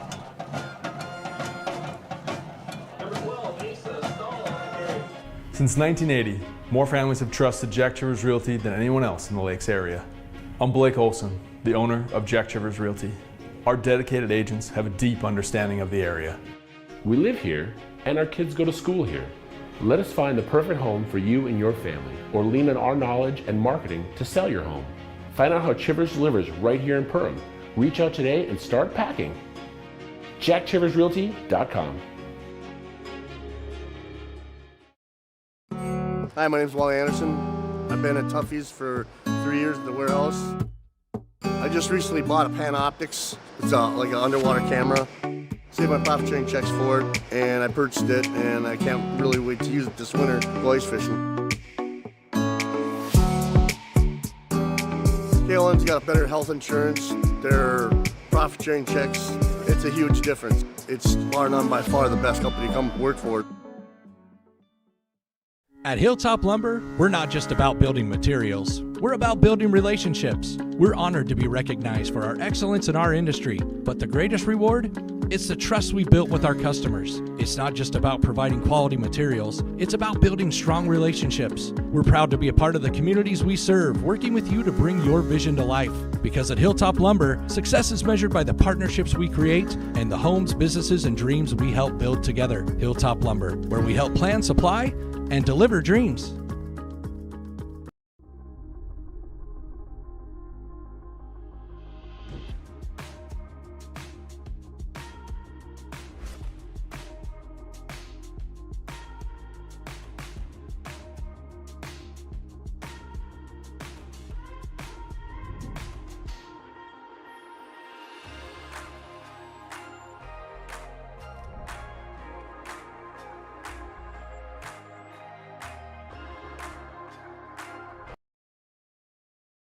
At Nias Family Sales, our experienced mechanics are here to provide exceptional service in a timely manner. With 10 service bays, the service department at Nias Family Sales can work on all makes and models. Our experienced mechanics can do everything from oil changes, tire repairs, brake service, engine and transmission repair, and much more. Schedule your vehicle today. Call 218-346-5976 or visit the Nias Family Sales Service Center at 610 East Main Street in Perham. Picture this, brand new floors that make your home feel brand new. At Interiors by Winkles in Perham, flooring isn't just what we do, it's all we do. For over 35 years, our family-owned showroom has helped homeowners find the perfect carpet, hardwood, vinyl, or tile. We handle it all. Design ideas, detailed estimates, and expert installation, so you can enjoy the results, not the stress. Interiors by Winkles, where flooring meets expertise. Visit interiorsbywinkles.com to start today. Horseman Investments and Insurance can help you with your retirement planning goals and insurance protection needs. Kyle Van Dyke and his team provides educated retirement solutions, wealth management strategies, inheritance and legacy planning, and personalized auto, homeowners, and life insurance protection plans. We are here for your lifelong financial wellness. To set up an appointment, call Kyle Van Dyke at 218-236-6665 or email at kyle.vandyke@horseman.com. At New Horizons Realty, we're on your team. For over 25 years, we've been helping families and businesses find the perfect place to call home here in the Lakes area. Whether you're looking to buy, sell, or just dreaming, we've got the experience and local knowledge to guide you through every step of your real estate journey. As proud supporters of the Perham Yellowjackets, we believe in building strong teams on the mat, court, or field, and in the community. Check out our current listings at PerhamRealEstate.com or give us a call today at 218-346-7767. Well, welcome back here to the 10-mile overfield. The final additional 3 minutes has been put back on. Now warm-ups are continuing as we're just moments away from the second half kickoff, which we'll see DGF getting the ball. And Kyle, I thought you hammered it well during the halftime show. This drive is huge for the Yellow Jacket defense. Yeah, nice that our guys got a break, rally, talk about it a little bit, really state that you're right in this football game. And as we get into this early third quarter, finding different ways. I'm sure we got a couple other tricks up our sleeve offensively to get guys out in space, but that all starts with making some plays on the defensive end early in this half. Getting the stops there, turning and keeping the offense on the field for some sustained drives is definitely something that the Yellow Jackets really would like to get going, especially in the second half. Yeah, you'd want to see something maybe a little bit different than Griffin, too. Griffin's doing a fantastic job, and they're really sustaining him. Maybe it's more of like a Carson Zeise or something like that, trying to gain 3-4 yards at a time, trying to get us in a little bit more of those favorable, manageable downs instead of the home run hitter. But, Griffin, like I said earlier, he wants to average 5 yards a carry. But let's get those more on those, 4, 6, 8-yard carries than always trying to hit the home run. But our line, has done a decent job. We got to find a way for our offensive guys to move their defensive linemen, particularly Wadena and Verdi back, and give us a chance to get to that second level. First half scoring summary, it's all DGF. A 90-yard punt return by Brady Wadena made it 6-0. The two-point conversion was no good. And then it was a 2-yard run by Jace Lubke. Two-point conversion was good by Wadena, and that made it 14-0 in favor of the Rebels. And now we'll have the teams re-line up for the opening kick. Whoops. As we get ready for the start of the third quarter.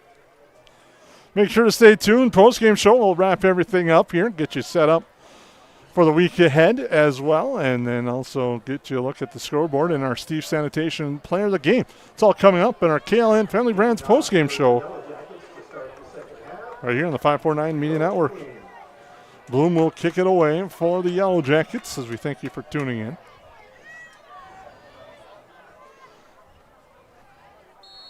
As now the whistle to play is off, and it's a low line drive kick. Takes a hop through the length and eventually grabbed at the 15, cutting upfield with room to run and room to go. There is Aiden Walton. He's at the 30, the 20. He gets tracked down from behind by Sam Dale at the 15. Make it the 16, but it's 1st and 10. Rebels deep inside Yellow Jacket territory. Yeah, not how you wanted to start. You are proud of Sam Dale to at least making a stop here. Maybe you can find a way to get a, they got the shortened field too. This isn't necessarily, they want to, they're not going to come out and pass the rock much. So maybe we can find a way, although you put them in favorable spot, to at least maybe give yourself a chance to get a turnover. Expect a lot of Lupke and Baumgartner here. The one time the Rebels elected to pass, they threw an interception. Wadena is going to hand it off. Lupke, left side, gets swarmed under. Nice job. Yellow Jacket defense up front with the penetration there, making it 2nd down. Nice play by Schmelz. That's one he could get really fired up about. I like that play. But I heard a lot about Tegan Schmelz yesterday at practice saying he is a gamer, plays angry, and he's ready for those moments. And he has done that the first 2 weeks. 2nd down, 10 for the Rebels. Ball at about the 16.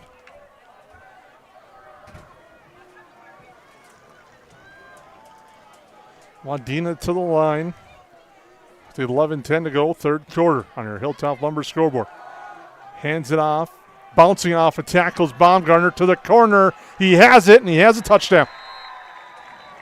Jace Baumgartner, the 16-yard score, and the Rebels strike. That's a tough one. Jack Exey had a chance to make a tackle for a loss there. Had him wrapped up there. But he stayed low to the ground, was able to push off, and then just because we thought we'd kind of rally to the football, once he got loose of that tackle, he had all kinds of space to get to.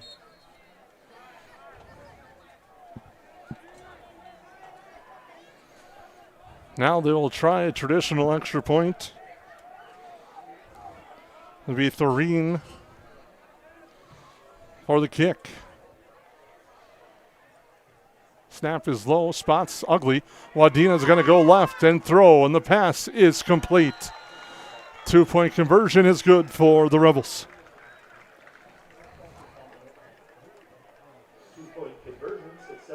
And we'll take a break on your Hilltop Lumber scoreboard. The Rebels lead 22-0. At United Community Bank, we're not just in the community, we're sewn into the fabric of it. We shop downtown, we coach Little League, we're a part of your story. We're not serving customers, we're serving families. And we've done so since 1911. We're here for your first bank account, your first car, your first home. Community is our middle name, and Perham, Frazee, and Dent are our homes. And where some banks have branches,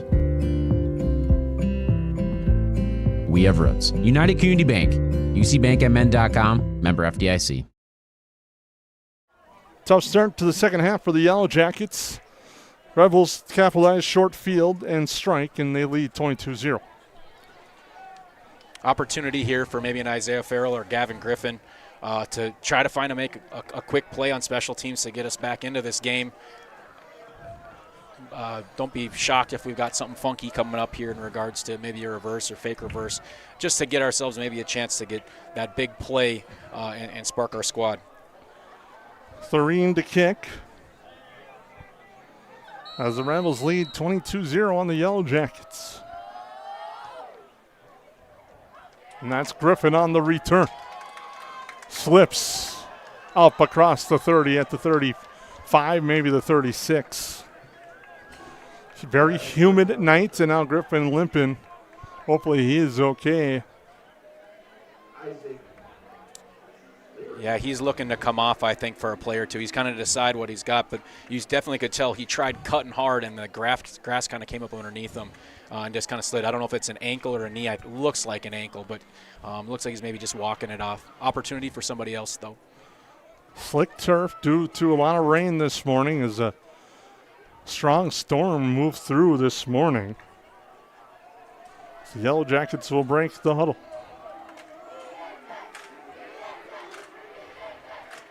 Now the Yellow Jackets are going to go with the version of their wishbone.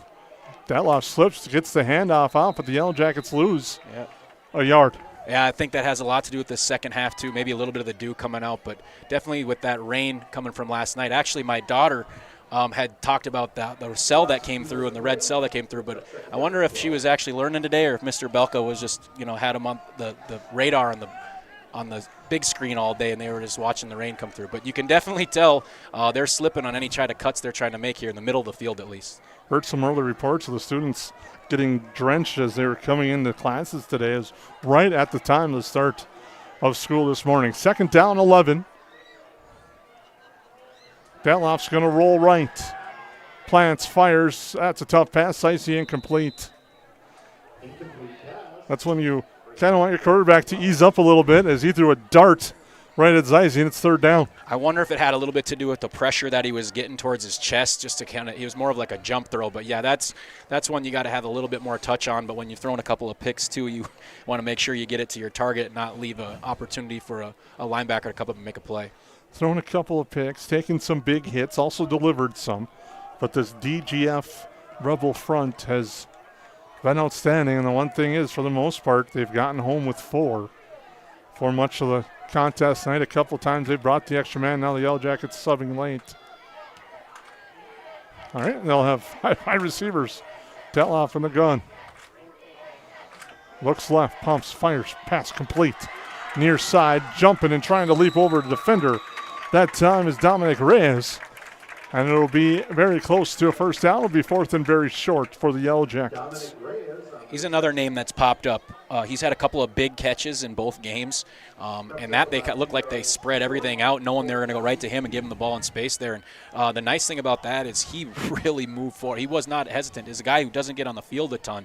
He's certainly attacked that corner and was able to get a couple extra yards out of it, putting us in at least a chance here as we look like we're probably punting.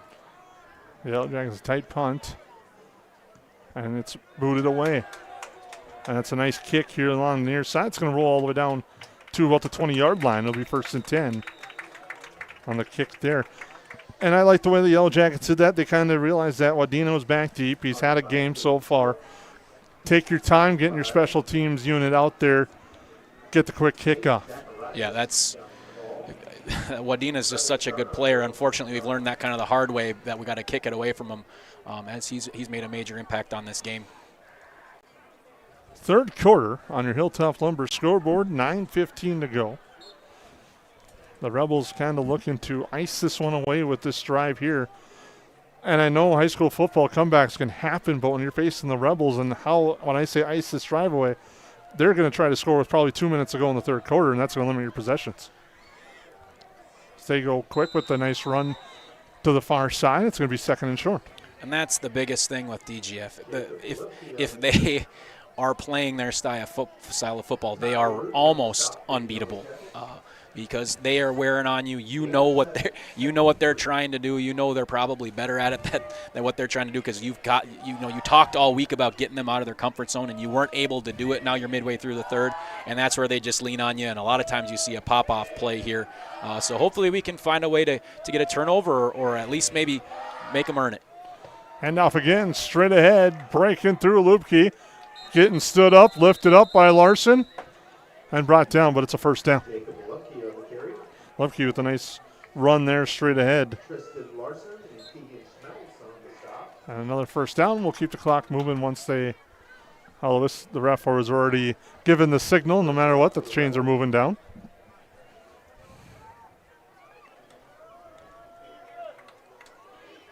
That'll be 1st and 10 at their own 39 for the Rebels.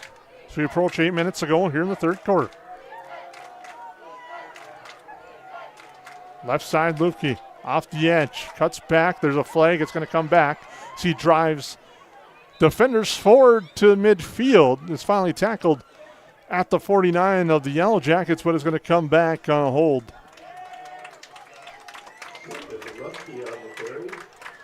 Point of emphasis tonight. Hold is called on the Rebel line. Well, what happens is on that cutback, if you're holding your block and holding it, and then they cut back like that, and you thought he was going to be right behind you, you end up holding on too long. And then if the defensive lineman's trying to run towards where the ball carrier's at, you've got a good grasp on him. And a lot of times it just looks really obvious. But Derek doesn't miss those calls, and as you stated so nicely, a point of emphasis. First down and 20 for the Rebels. Yellow Jackets had opportunity to try to get the stop. Veteran, a good officiating crew on hand. As handoff straight ahead. Nice run there. That time, again, it's Baumgartner.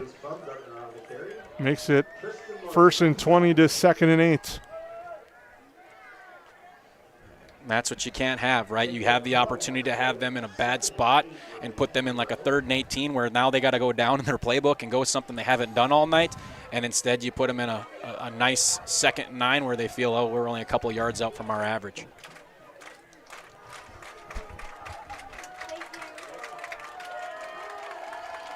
Handoff again. Going to the hot hand and driving the pile forward is Baumgartner, and it's going to be 3rd and short. Chase Baumgartner on the carry. This is a team that, Kyle, as we've said throughout this whole broadcast, they don't really deviate much. And why would you with the way they play? Yeah, you can see it. Our shoulders are a little down over there on the black side of the football. Zize taking a while to get back. He plays with such emotion. And so when you play with that emotion and you get towards this time of the game and it's not going your way, a lot of times that emotion can kind of kick back at you. So we got to find a way to make a play, put them in a different spot. But you're seeing DGF do their thing right now. Handoff, Lubke straight ahead, and he's wrapped up and brought down. Nice job getting inside there with Jaden Schrupp. It's going to bring up 4th down.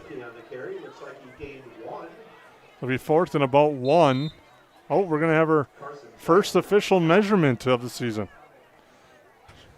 I'm going to say just short, maybe by a half a football, but I did have LASIK in 2007, so I got a pretty good chance at getting this one right. But this is our first call of the year growth. I think it's going to be a little bit short, which, doesn't mean much when, DGF just has to gain a yard or so, but you got to give ourselves a chance. I already made my call in the description of the play that he was short. Oh. And spot on. And it'll be 4th and short. All right, I'll give you the credit. Well, I was going with your call, but we both agreed. I was just saying I couldn't really say he's got a first down after I said he was short on 4th and 1.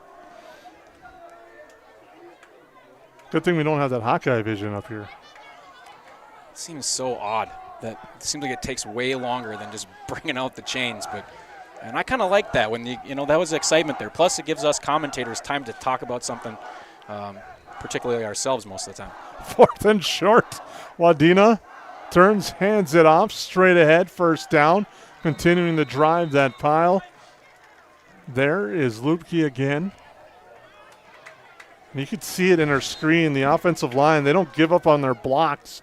They had a couple of guys brought at least 10 yards beyond the line of scrimmage, and we're still driving. And that goes back to the head coach, right? If you can guarantee that on a Tuesday in a drill that Tony Soderberg's not letting them not finish a block in a drill. And so you can see that translate to this 3rd quarter and throughout the game. 1st and 10 for the Rebels with 5:20 to go here in the 3rd quarter.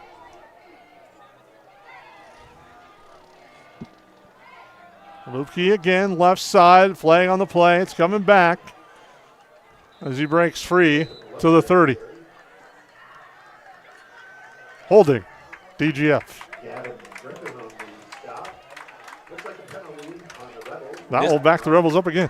This is that time, right? This is our chance. It's 22-0. It's late in the 3rd.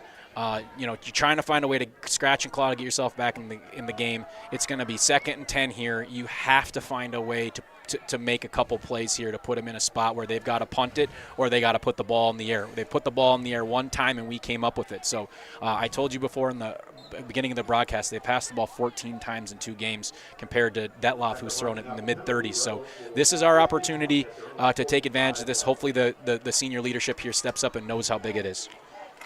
1st and 20 for the Rebels. The second time they faced this situation on this drive. And just like the last one, they handed it off to Lubke. Lubke gets 10, maybe more, finally driven out of bounds at the 40. 1st and 20, 2nd and 5.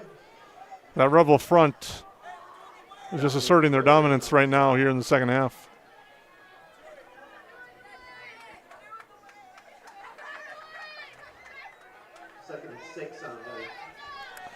They'll give them 14, marked at 2nd and 6. That 1-2 punch of backers is really tough, Jason. They just, find ways. I mean, imagine you give a guy a series or a couple downs, and then they come at you with a guy that's just completely full, 100% energy, and that's really, really tough to stop, especially with how they do their splits and everything else from the start.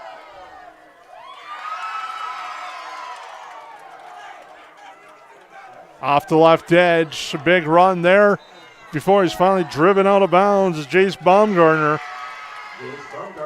And he has a first down. Dominic Reyes drives him out of bounds, but it's a first down for the Rebels as they move the chains and move the clock. 3:50 and counting in our third quarter. Rebels looking to put their stamp on this one, leading 22-0.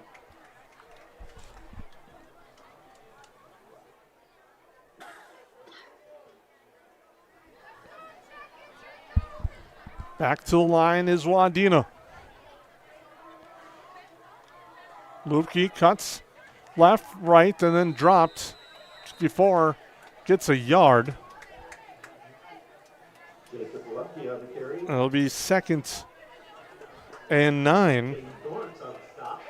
Yeah, the sophomores had a good game. If it's been a bright spot, if you have a sophomore that can make plays, that gives opportunities like Exie and some of those older guys like Tristan Larson the opportunity to make plays. And so I like that we've heard his name a number of times. Look for him throughout the season to be continue to get better, especially he's just a young pup. And you mentioned that this is a youthful Yellow Jacket squad. A lot of juniors and sophomores, a couple of strong seniors as well, but the youth is there as Baumgartner gets a handoff right edge. It's the 10, now to the 5. He's got to make a couple of guys miss. He does. Touchdown. Jace Baumgartner, the touchdown. And the Rebels add to the lead. That happens too. You start to over pursue. We're up here in the booth screaming you got to make a play.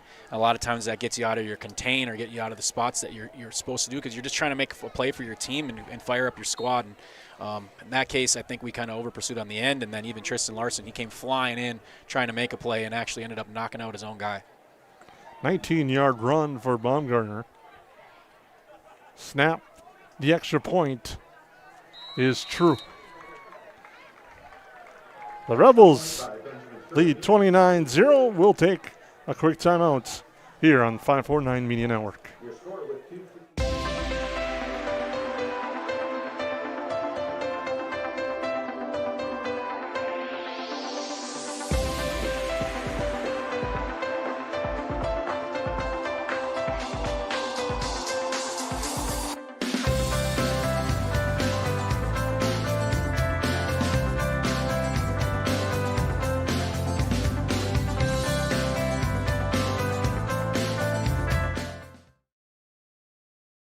Yes, garbage is gross, but here at Steve's Sanitation, we are your trash experts with experience to back it up. At Steve's Sanitation, we know how to schedule your trash pickups without missing a beat, and we have been doing it for over 30 years in Perham and the Lakes area. Steve's Sanitation has been voted the best garbage service in the Lakes area since 2019. With 30 dedicated employees, we're here to take care of your trash. For more information, call us at 218-346-4834 or visit our website at stevesanitation.com.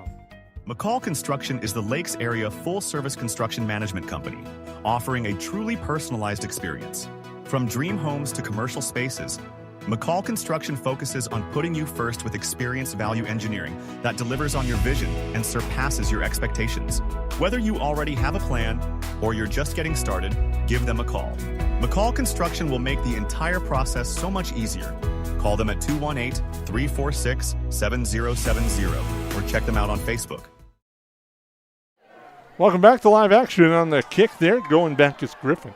He's going to cut off field. He's got some room looking to stiff arm a couple of guys. He does just that. Brings it out to the 35 before he's finally whistled down.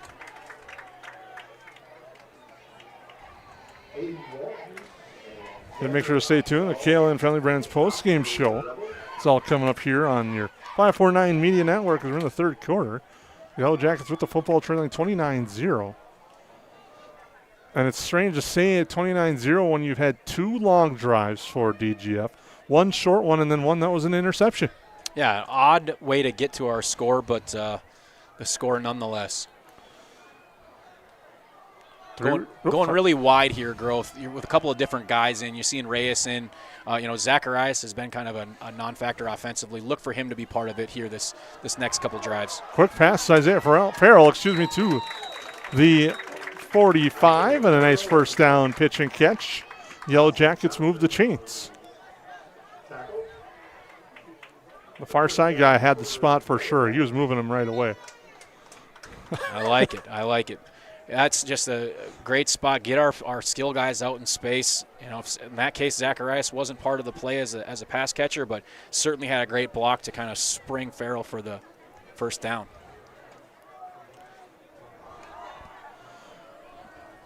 Trips to the near. They're going to send Farrell in motion. High snap, but they get the handoff. That just changes the timing of the play. Griffin tried to make something out of nothing, but he gets tripped up in the backfield. And a snap that high just changes the timing of that play. They've had a lot of those tonight, Growth. The only reason it hasn't become a huge thing is because Detloff's done a really nice job of gathering those things. But he's a big dude with long arms, and he's got big mitts on him. He's got huge hands. And so I think that might be part of it. I think if you look for anything here the rest of the game is can Tegan Detloff kind of make that step as a young quarterback. He's going to have some opportunities to try to make plays. He's got to play with confidence. If he throws another pick, who cares? Here you're trying to get better and find a way to make a connection with the receiver. Drops back, looks, pump fakes. Now he's going to go deep. Far side for Zacharias. He's held all over the field, but the officials say he slipped and fell down on the pass to Zacharias, and it's going to be third down.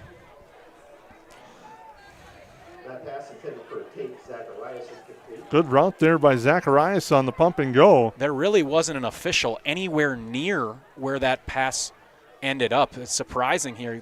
The judge here was so far on this side of the field, and then the opposite judge was right at the line of scrimmage. So it sure looked like he had was getting pushed or even knocked out to the sideline. But, man, they were a long ways away to even make a call. I'm surprised we didn't see one there.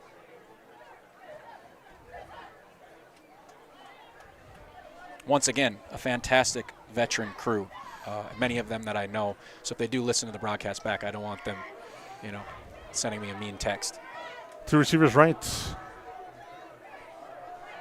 They send a man in motion to the Yellow Jackets. High snap. Detloff gets it down, third down. Screen set for Griffin. High pass. He catches it. Drives forward, gets to the 48 before he's finally brought down. Good play. We got away with one there, Growth, where we definitely had a legal motion. Our motion man was, past the line of scrimmage when the ball got hiked, but they let it go. Ended up with a small gain, puts us in a tough spot, but at this point, you might as well go for it. Fourth down for the Yellow Jackets. Under a minute to go, third quarter. Yellow Jackets do have to run a play.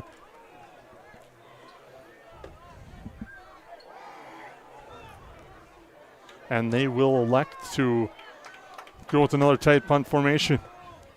High snap.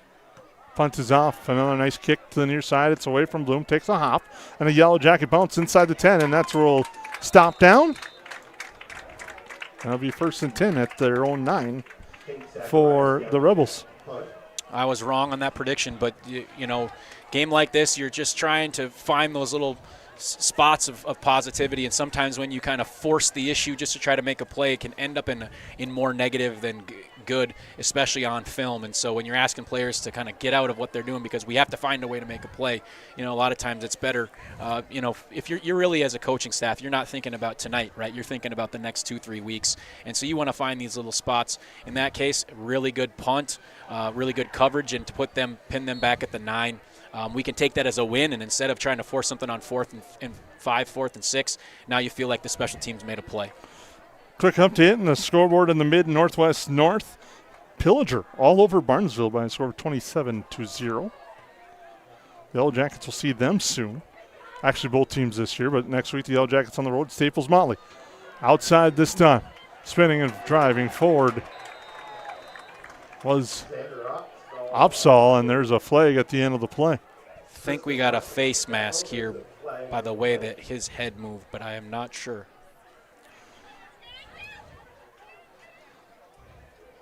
The officials communicate. And it's going to be a personal foul, face mask on the Yellow Jackets.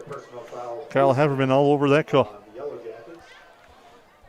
Yeah, I'd rather be wrong on ones like that, but yeah, just this is the time of the game too where you start to shoot yourself in the foot even more because you're just trying to find a way to make a play. Or a lot of times too, you're just angry you're getting your butt kicked, and so you come flying in and you're not as sure of yourself, or you end up grabbing a mask just because you're trying to get some sort of negative play for DGF. And this is just kind of a repeat. It's like watching the movie Groundhog Day, but just DGF football style. Yellow Jackets will trail 29-0 going into the fourth quarter as we have a timeout, as it's the end of the third quarter here on the 549 Media Network. Lakes Community Cooperative is proud to support Yellow Jacket activities and our entire community. From propane and fuel to feed, HVAC, country stores, auto shops, a meat market, and more, LCC is your one-stop cooperative for farm, home, and business needs. Locally owned and trusted for generations, Lakes Community Cooperative is committed to powering our communities and serving you every day. Visit lakescommunitycoop.com to learn more about your cooperative and the many ways we can serve you.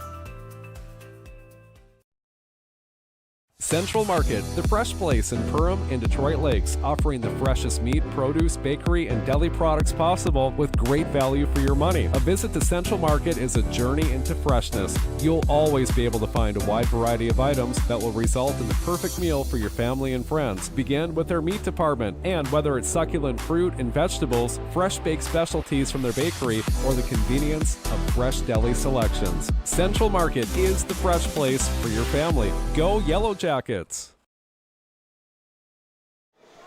Welcome back. We're getting ready for the start of the fourth quarter here on the 549 Media Network. It's been all DGF tonight, leading this one by a score of 29-0.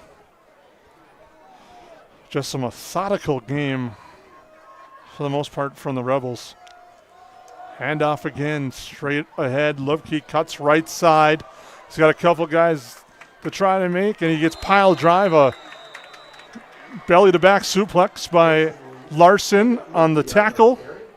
Will bring several flags. Exactly what I was talking about before we went to break, and that's kind of the kind of testament to how Tristan Larson plays. You love how he plays for most of the game, but when things aren't going his way, he's got to be able to handle those. And you see a really nice job now by Coach Hine, really brought him off the field, talking to him, trying to get a teachable moment. He's a senior. You're frustrated. You want to play better than that. He plays with a lot of passion and energy, but there's a better way to do it. And you always want to win with class, and also take it on the chin with class as well. A nice job by Tegan Detloff, too, younger guy, going in and talking to him as well, just to kind of reset him. And Tristan will be just fine. You see that a lot, these guys. These guys, it's their last year. When you're a senior and you've got nothing left and you got DGF and you think you got one last chance at them and they're taking it to you, there's a lot of emotions that come out. The personal foul will eventually move it all the way inside the 35 to the 34. And now we'll have a flag. The Rebels have changed quarterbacks. Now under center is Wyatt Conklin. And now the Yellow Jackets pick up another 5. Looks like offsides on the defense. It's going to be offsides on the Yellow Jackets.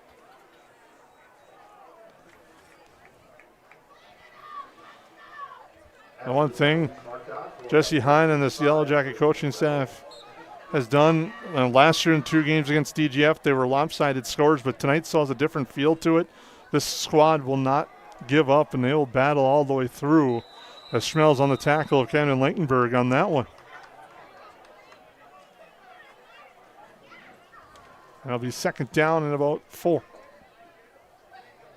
Couple of different Yellow Jackets sprinkling in the game here, giving guys some different opportunities. And that's, we talked about the depth of this squad. A lot of sophomores that can really help this team. And so in games like this, these are still invaluable minutes for guys to prove themselves, put themselves on film a little bit. And the more depth that we can have and guys that we can throw in and out, the better we're going to be towards the end of the year. Well, that's the key right now. You're at the point of the game. It's stating the obvious. The outcome is probably pretty much decided. Now you're just developing and building on that depth that for a few years the Yellow Jackets have struggled to have. Absolutely. Conklin under center. Handoff. Ooh, big block. And getting stood up there was Xander Upsall. Nice job by the Yellow Jacket front there to stand him up. Brings up third down. Zeise amongst others. That was all Jack Exey, just moving the front of the line back. Really, he ran into his own guy right away, which allowed for the Yellow Jackets to come up and clean up the play. Third down, 5 coming up for the Rebels here in the fourth quarter.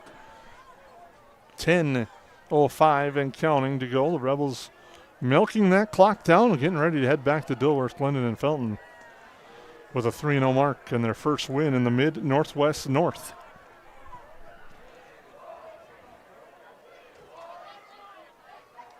Conklin's going to roll and fire the pass. It's complete.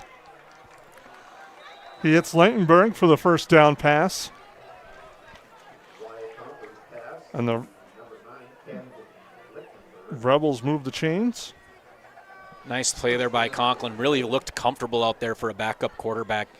Drew up that end, got him towards it where he had enough space to throw the football, delivered it in time so that they could continue to run the football afterwards. So nice job there but he is a senior for the backup for the quarterback, but he is a big boy as well, and that's testament to DGF's depth, which they have plenty of, just like us. First and 10 for the Rebels. Conklin under center. Handoff left side, cutting on the edge. Nice move back inside on the run by Upsall. And Upsall with the run will have the Rebels inside the 10 at the 9. It'll be first and goal.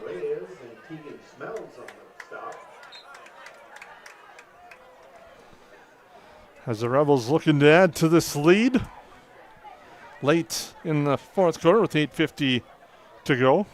Seeing more and more subs here, growth, giving guys some opportunities, and that's always tough. You're trying to find a way to keep them out of the end zone and just keep the score as low as you can and get the football back. And then you put in some of these guys. There's some young sophomores in there that are playing right now in a spot, even against a senior quarterback. But and for the most part, DGF has their dudes in. But yeah, I mean they've had 3 of these kind of blowouts. You want to keep these guys in as long as you can. But it's always a tricky one as a coaching staff. Handoff. And lowering his shoulder, driving short to the goal line. Stopped down at the 1 is Aiden Walton. It'll be second and goal. Looks like he's just short of the goal line. Second and goal for the Rebels as they're looking to add to the lead. Here at the Ted Minover Field. Thank you for tuning in tonight on 549 Media.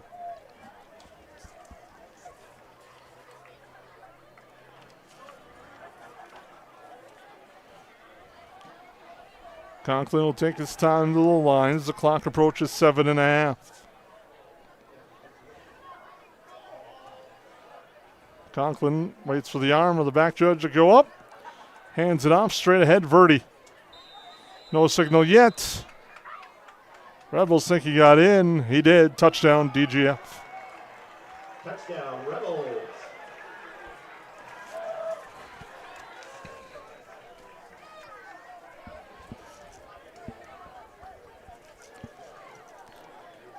Verdi on the run.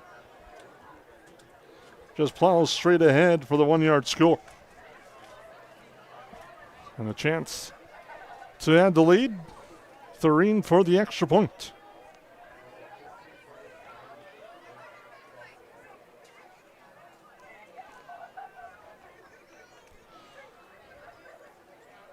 Snap is good. Spot is good. The kick is good. Thureen with the extra point. 36-0 on the Hilltop Lumber scoreboard. We'll be back after these messages on the 549 Media Hour. Odds are there's an ace right in your neighborhood with expert advice and the right tools to make your quick fixes even quicker. Around the block, what you need in stock with people who know their stuff. Welcome to the Home Convenience Store. Hi, this is Mallory Stotterell and Erica Saylor from Lakes Ace Hardware. You can expect expert help for your next project at Lakes Ace Hardware, right here in downtown Perham. Ace is the place with the helpful hardware, folks.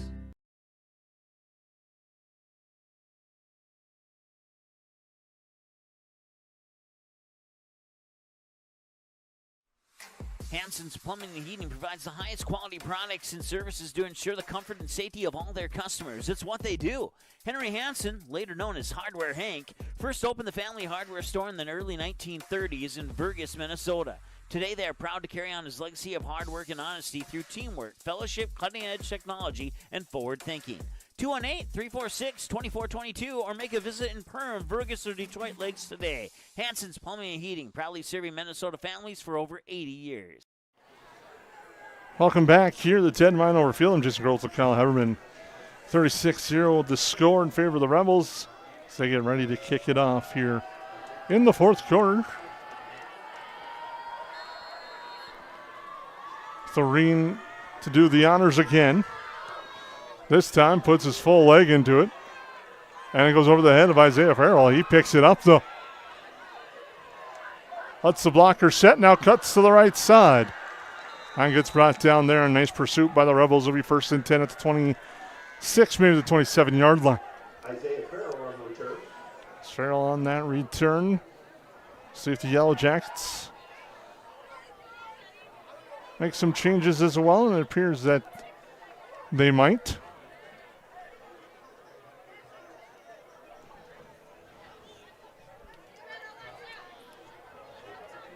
A lot of the normal line in here. And it looks like Detloff's going back in. I think Grove. I think in this case you're trying to maybe find you're trying to respect the game on both sides at the same time.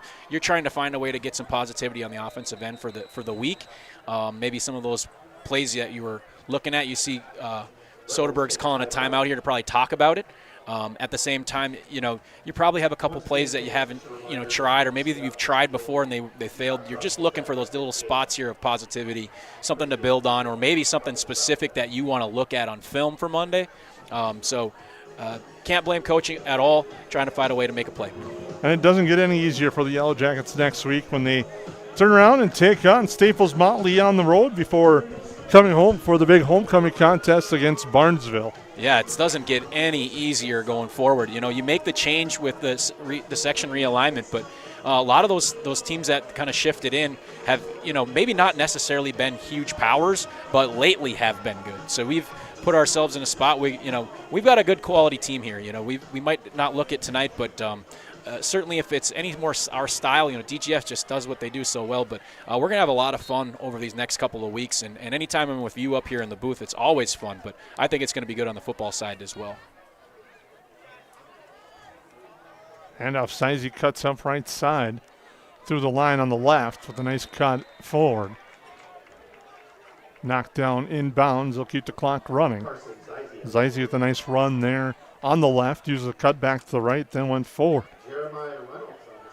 Makes it second down and about 5. I'd guess Soderberg maybe called that timeout too to kind of pump up his second group. You can say, hey, Perham's leaving their starters in. They want to try to do something. What can you do to hold off? We've held them to the donut. Let's find a way to keep it. You want to do that for your seniors and the guys that are hoping for it. So I'm guessing he did that as more of an emotional timeout than any sort of scheme. And my understanding is the defense this year for DGF hasn't given up a touchdown. The 2 scores that were allowed were not on the defensive side of the football. That was probably part of the conversation. And Zeise gets hit in the backfield, and now the Rebels pursue. Great pursuit by the Rebel defense. Zeise got away from the initial tackle, but then goes back and loses about 8, maybe 9 on the play. Yeah, really good tackle by a sophomore. But he looks a little banged up, and I don't know if he kind of ended up maybe hit with the head, or maybe he lost his breath, but he looks a little shaken up. Really nice play by him, though. Third down, 13 for the Yellow Jackets, 5:15 to go. And the clock should not stop unless if it's a score. Detloff, tough pass to Zeise, incomplete. And that's always a tough one. You're going across your body like that to try to regain and get your shoulders square to make that throw. He's actually had a couple of those that have been pretty nice tonight. That one just went off the fingertips, and those are always dangerous ones that once they go flying in the air. Fourth down for the Yellow Jackets. They'll be sending out the punter, it appears. At least that's what DGF. I will give you this, Growth. This white group, regardless of who it is, it looks a lot like the white team last night. That Packers defense is pretty crazy to the football. They are young and fast. Nice kick again. They'll take a hop and roll all the way out at the 32-yard line where the Rebels will set up shop. The clock will continue to run. Here in the fourth quarter, I believe it's once the chains are set on the change of possession. Yeah, and I like that. You know, we're in such a hurry to get these, you know, when they're blowouts, get them over with. But there's a lot of young guys that are just begging for their name to get called. And when they go out there, it's a big deal, not just for them, but for their parents and for a lot of other people. Normally these games go to 9:30, 10 o'clock, so I don't get why everybody's in such a hurry to get home. So I'm glad that they at least have come up with some rules to not, you know, have it go as fast, just to give some of these opportunities to these young fellas. And I'll say, now there it is. They just waved the arm to start the clock, and I know there were some adjustments to the rule this year on the running time. I don't know them off the top of my head. I'll have to do some research on those as we head into 2 weeks, but hopefully we won't have to worry about it as the season rolls along, or if we do, it's in our favor. As turn around, hand off Conklin again. They battle in the trenches. Running time with football is always a tricky one because you do get some of these big blowouts and it can go pretty quick. But yeah, I'm glad we're, you know, to see a lot of these young fellas in there. You know, running time's never fun. I won't mention this, but I guess I will. You know, last time we faced DGF in any sort of sport, boys-wise, it was basketball, and it was also running time. It just was the opposite way around. That was an amazing game to call that day. How lights out from deep were the Yellowjackets that night, and just everything was going. Yeah, that was all coaching, you know, where it just ball to shooter, go in. I didn't have a whole lot to do with that night. That was a fun one. Hand off. Nice job wrapping up on the tackle there. Zane Wacker coming across on the near side. Zane, another kid that plays with a lot of passion and energy, really good at getting up the field and making plays. You know, as he gets older, I think we're going to be calling his name a lot as he just kind of grows into a mature varsity body. 3rd and 8. Clock ticking down to 2.5 in the fourth quarter. Busy week ahead. The Yellowjackets so will be on the road all week, which is a strange feeling after a very busy home week. But the Yellowjackets are on the road next week. They'll take on Staples Motley. Football action volleyball squad on the road as well for most of the week. Tennis team home on Tuesday. Pitch near side. Oh, nice move there. Sheds a defender for a moment, but getting there quickly was Junior Harms on the run that time by Thomas Reno. And that's where Zane can tell Junior Harms, if it wasn't for me getting stiff-armed to the ground like that, you wouldn't have been able to make that play. So you can try to somehow make that look better than it was, considering you kind of got trucked there. But it happens. You got to somehow get a silver lining. 4th and 6 for the Rebels. Leading 36-0 with a minute and a half to go here in the second half. We thank you for tuning in. Stay tuned. KLN Family Brands postgame show will name our Steve Sanitation play of the game. That's all coming up momentarily, but we got a stoppage and officials timeout. I believe it's going to be an equipment or malfunction on one of the players for DGF. Just a reminder, ladies and gentlemen, please stay off the field. They're looking for a mouthpiece, and it's returned right on the bottom of your screen. Good I heard track at the same time. I was making sure my daughter wasn't running across the field. The new track looking very nice here in our screen. Yes, it does.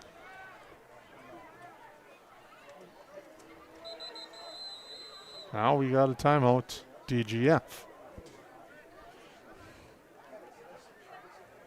think they're trying to get Yellowjackets to draw offside. Rethink what they're going to do here anyway and run some more clock down as much as they can to 1:10. While the score I know looks ugly at 36-0, but it doesn't feel like it was kind of the same the past few years and the past few meetings, not counting last year because the last year's squad battled all the way through. But you could just see there's different little things that this Yellow Jacket squad can build on from today, even in a 36-0 loss. Yeah, and they're going to have to, right? I mean, I think that's just how the nature of a football season goes. It's the ebb and flow of, hey, you're 2-0, you're feeling really good. You got DGF coming to town, it's our first home game, and then it doesn't go your way. If you can take those positives out of it, you can be in a much better spot. Or you can say, hey, it's going to start to repeat how it's been, and that you cannot have happen. And hopefully our senior leadership guys like Tate and Ty Rooney are going to be able to handle that, keep it positive. Reno off the edge. Comes forward and gets brought down at the 41 on Matt LaFleur's favorite play. On the jet sweep along the edge, it'll be first down for the Yellow Jackets. All right, I thought we were ending it with that compliment I gave to your Packers. They've had a couple of decent games playing at home. I just said that was his favorite play that he loves to call. Matt LaFleur is always crabby. I would be crabby if I lived in Green Bay, too. Oh, here we go. Here we go. Only fine dining he's got in the entire town is Applebee's 2 for $20. He probably just upset he can't find a decent place to eat. I have to give you a tour of that town, and you'll realize I've a lot been more there. fine. I've been well, there. yeah, but you got to go outside just the main streets.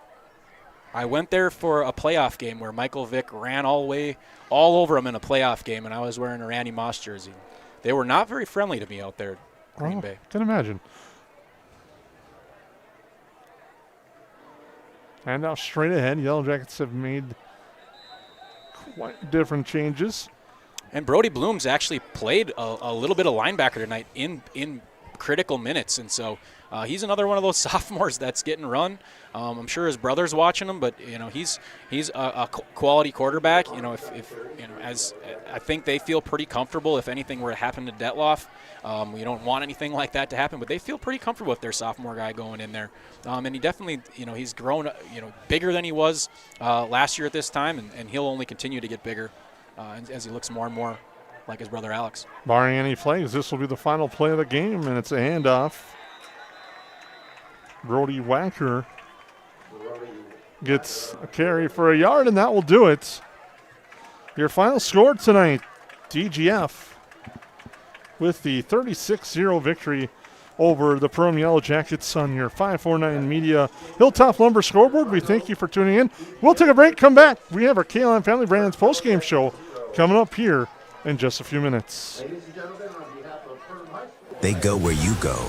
They're your wingman. Your, I should get this thing checked out support system. Who knows? They may even be your +1, or should we say +4? These are your tires. Small town, large city, winter, summer, every destination and every type of weather. At OK Tire Store and Service, we go the extra mile so you can add some extra miles. See us for tires, preventative maintenance, and more. OKTireInc.com.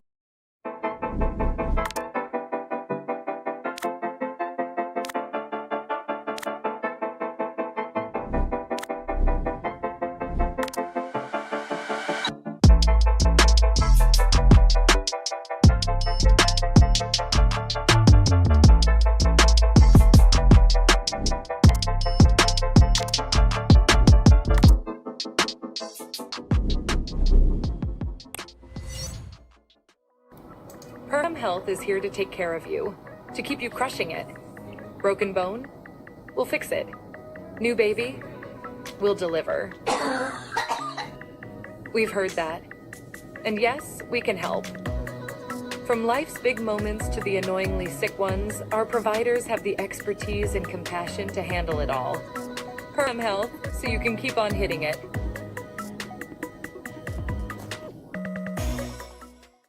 At United Community Bank, we're not just in the community, we're sewn into the fabric of it. We shop downtown, we coach Little League, we're a part of your story. We're not serving customers, we're serving families. And we've done so since 1911. We're here for your first bank account, your first car, your first home. Community is our middle name, and Perham, Frazee, and Dent are our homes. And where some banks have branches, we have roots. United Community Bank, ucbankmn.com, member FDIC.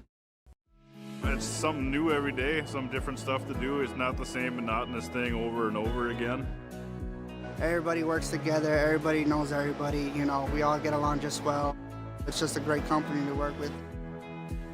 It's like a big family here. It's just everybody gets along with everybody and everybody clicks. Everybody just helps everybody out. And it's a pretty awesome job to have.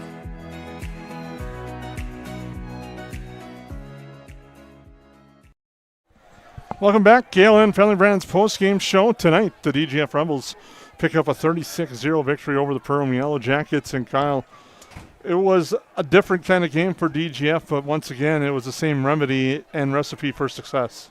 Yeah, I just got done talking with Coach Sunday, who's been on their football staff for a really long time, and he said they're really starting to come around in practice. You know, he said their first game, although the score was good, he said they were, you know, not real disciplined and had a lot of penalties. And so a lot of times as a coaching staff, you kind of like that when you come up with a good win, but you got a lot of stuff you can bark at and make sure that they're not, you know, feeling too comfortable. So DGF looks very much like the ranked 6 team that we saw coming in. You know, it's hard to know if they had a lot of new guys coming in, but those 2 running backs were tough. And then, as I said at the beginning, Wadena is just kind of like their money-making guy when they need a play, and it doesn't just have to be at the quarterback position. You saw him make a pick, you saw him make some tackles.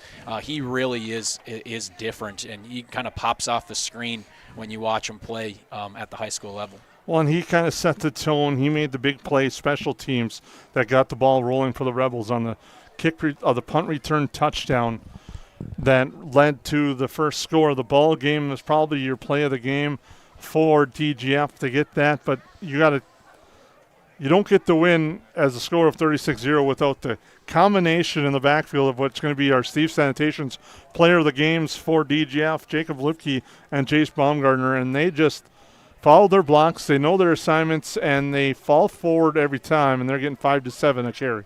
Yeah, I love how you decided to put those 2 as the players of the game, because I don't think there's any way you could choose between them, and they just complement each other so well. And as a coaching staff, when you have guys that, you know, I talked to the Perham coaching staff saying, well, which one's kind of getting big? They're both just pretty tough, and they're both downhill runners, and not one of them has a whole lot of different skill than the other. And I think we saw that. And that the biggest thing for that as a coaching staff is now you put that guy in for a series, and then that guy's sitting on the sideline all ramped up saying, all right, I get that next one. And then that's really how you can wear a team down, and you definitely saw that tonight from start to finish. And I know a 36-0 score is not one that the coaching staff's going to want to dwell on too much, but there's a lot of things that you can still take away when you get punched in the mouth by a team like DGF, knowing now where you need to get to, and you have that opportunity and time to build. There were some key moments in this game. The Yellow Jackets had chances, but you could see sometimes, don't want to say youth, but it is youth, when it's a junior quarterback making just his 3rd start, and he has a couple of tough picks, and that against a team like DGF, who just grinds it out after that. And more often than not, you turn the ball over, it's going to end up at 6 for the other team. Yeah, you don't want to hear that as a senior who's, you know, your last chance at DGF on your home field, but you're exactly correct. I mean, for a lot of we got a young squad with a lot of guys, sophomores and juniors, that are getting run. These are those moments that allow them to understand what it's going to take to get to that next level of Perham football. And for us, you know, it provides great opportunities. And so those guys can kind of see with, you know, moments tonight where different sophomores came in, are a really junior-laden squad as well. So I liked the way we attacked. I liked the way our line looked. You know, a couple of years ago against DGF and some of these games, it's just like, man, how are you even supposed to do anything when you're tackling a guy, you know, 5-6 yards after the line of scrimmage, where that really wasn't the case tonight. Most of their stuff had to be earned. You saw that with that first sustained drive that took them really an entire quarter to score. You know, you never want to give up the 6 points, but, you know, when you make them sustain a drive, we were able to do that. But you just you got to be able to do it all night. If not, they start to wear on you. And man, did DGF show that after that drive. Well, and then you look at the Yellow Jackets, the kick return or punt return for a touchdown, marched downfield, got inside, I believe it was a 25, or knocking on the door, then the key pick, and then, which was a good play by the defense. We're going to give them credit there. And the next, you know, we talked about that drive really just, you could see the momentum building for DGF. It was a drive that was, can't wait to see Ron Burns' stats on that, how long it was, because it carried into the second quarter and took up a lot of clock in that second quarter. But that's just how they grind on you. And then you're sitting, okay, it's 14-0 going in the half. We get a stop to start the third quarter, thinking, and you get some momentum on your side, and then you get a 60-yard kick return all the way inside the red zone, and 2 plays later, it's pay dirt, and now you find yourself down 22-0, and that's where you could see the sails come out of the ship. Yeah, well, you talk about it all halftime, and you try to pump them up, and you say, hey, guys, this is our chance. We're going to come out. We're going to get a stop. We're going to make this happen. We're going to get the ball back, and we're going to go down the field, and we're going to get it within a score. And then they bust off the kickoff return. And so, yeah, it's just football is such a thing of waves and momentum, and you try to build up for those moments. And then credit to DGF, they're able to knock that one out right away, and they score, and suddenly you're going, all right, where do we begin here? Now we got to climb, and then that's how quickly 22 can get to 36. Well, next week, the Yellow Jackets are on the road. They'll be at Staples Motley. Check perhamschools.org. Click on that activity stream. We'll have that link up there for you. Also, Mike Peterson on the call on the road for Lakes 99.5 on that one. Rebels are on the road as well. They're taking on Pillager, who I believe just pulled off a nice victory tonight over Barnesville. I don't have a final score on that one yet, but we'll check that out and find on the Minnesota Scores app that does a great job of giving out scores throughout the state. But for Kyle, game number 1 under the books, and it's a fun night to be back here at the Mine Over Field. Yeah, I appreciate you bringing me back on this year. I think that we're going to have a number of great games coming ahead. We certainly have some high-quality football teams that'll be coming into our field, and so look for us to continue to improve. Next week's not going to get any easier. It will be interesting to see that Pillager-Barnesville or that Pillager-DGF game next week, as Pillager looks like they're pretty formidable. So I always look forward to kind of seeing how it all kind of puts together with each team as the section kind of gets closer to the middle of the year. But look for Perham to be improved next week, and I look forward to being back here up in the booth with you as soon as we get home. Well, for Kyle Haverman, I'm Jason Groth. We thank you, and have a good rest of your evening. You've been watching 549 Media. Don't miss a moment. Hit subscribe and turn on notifications at youtube.com/@549media. The plays, the energy, the excitement, it's all right here with 549 Media.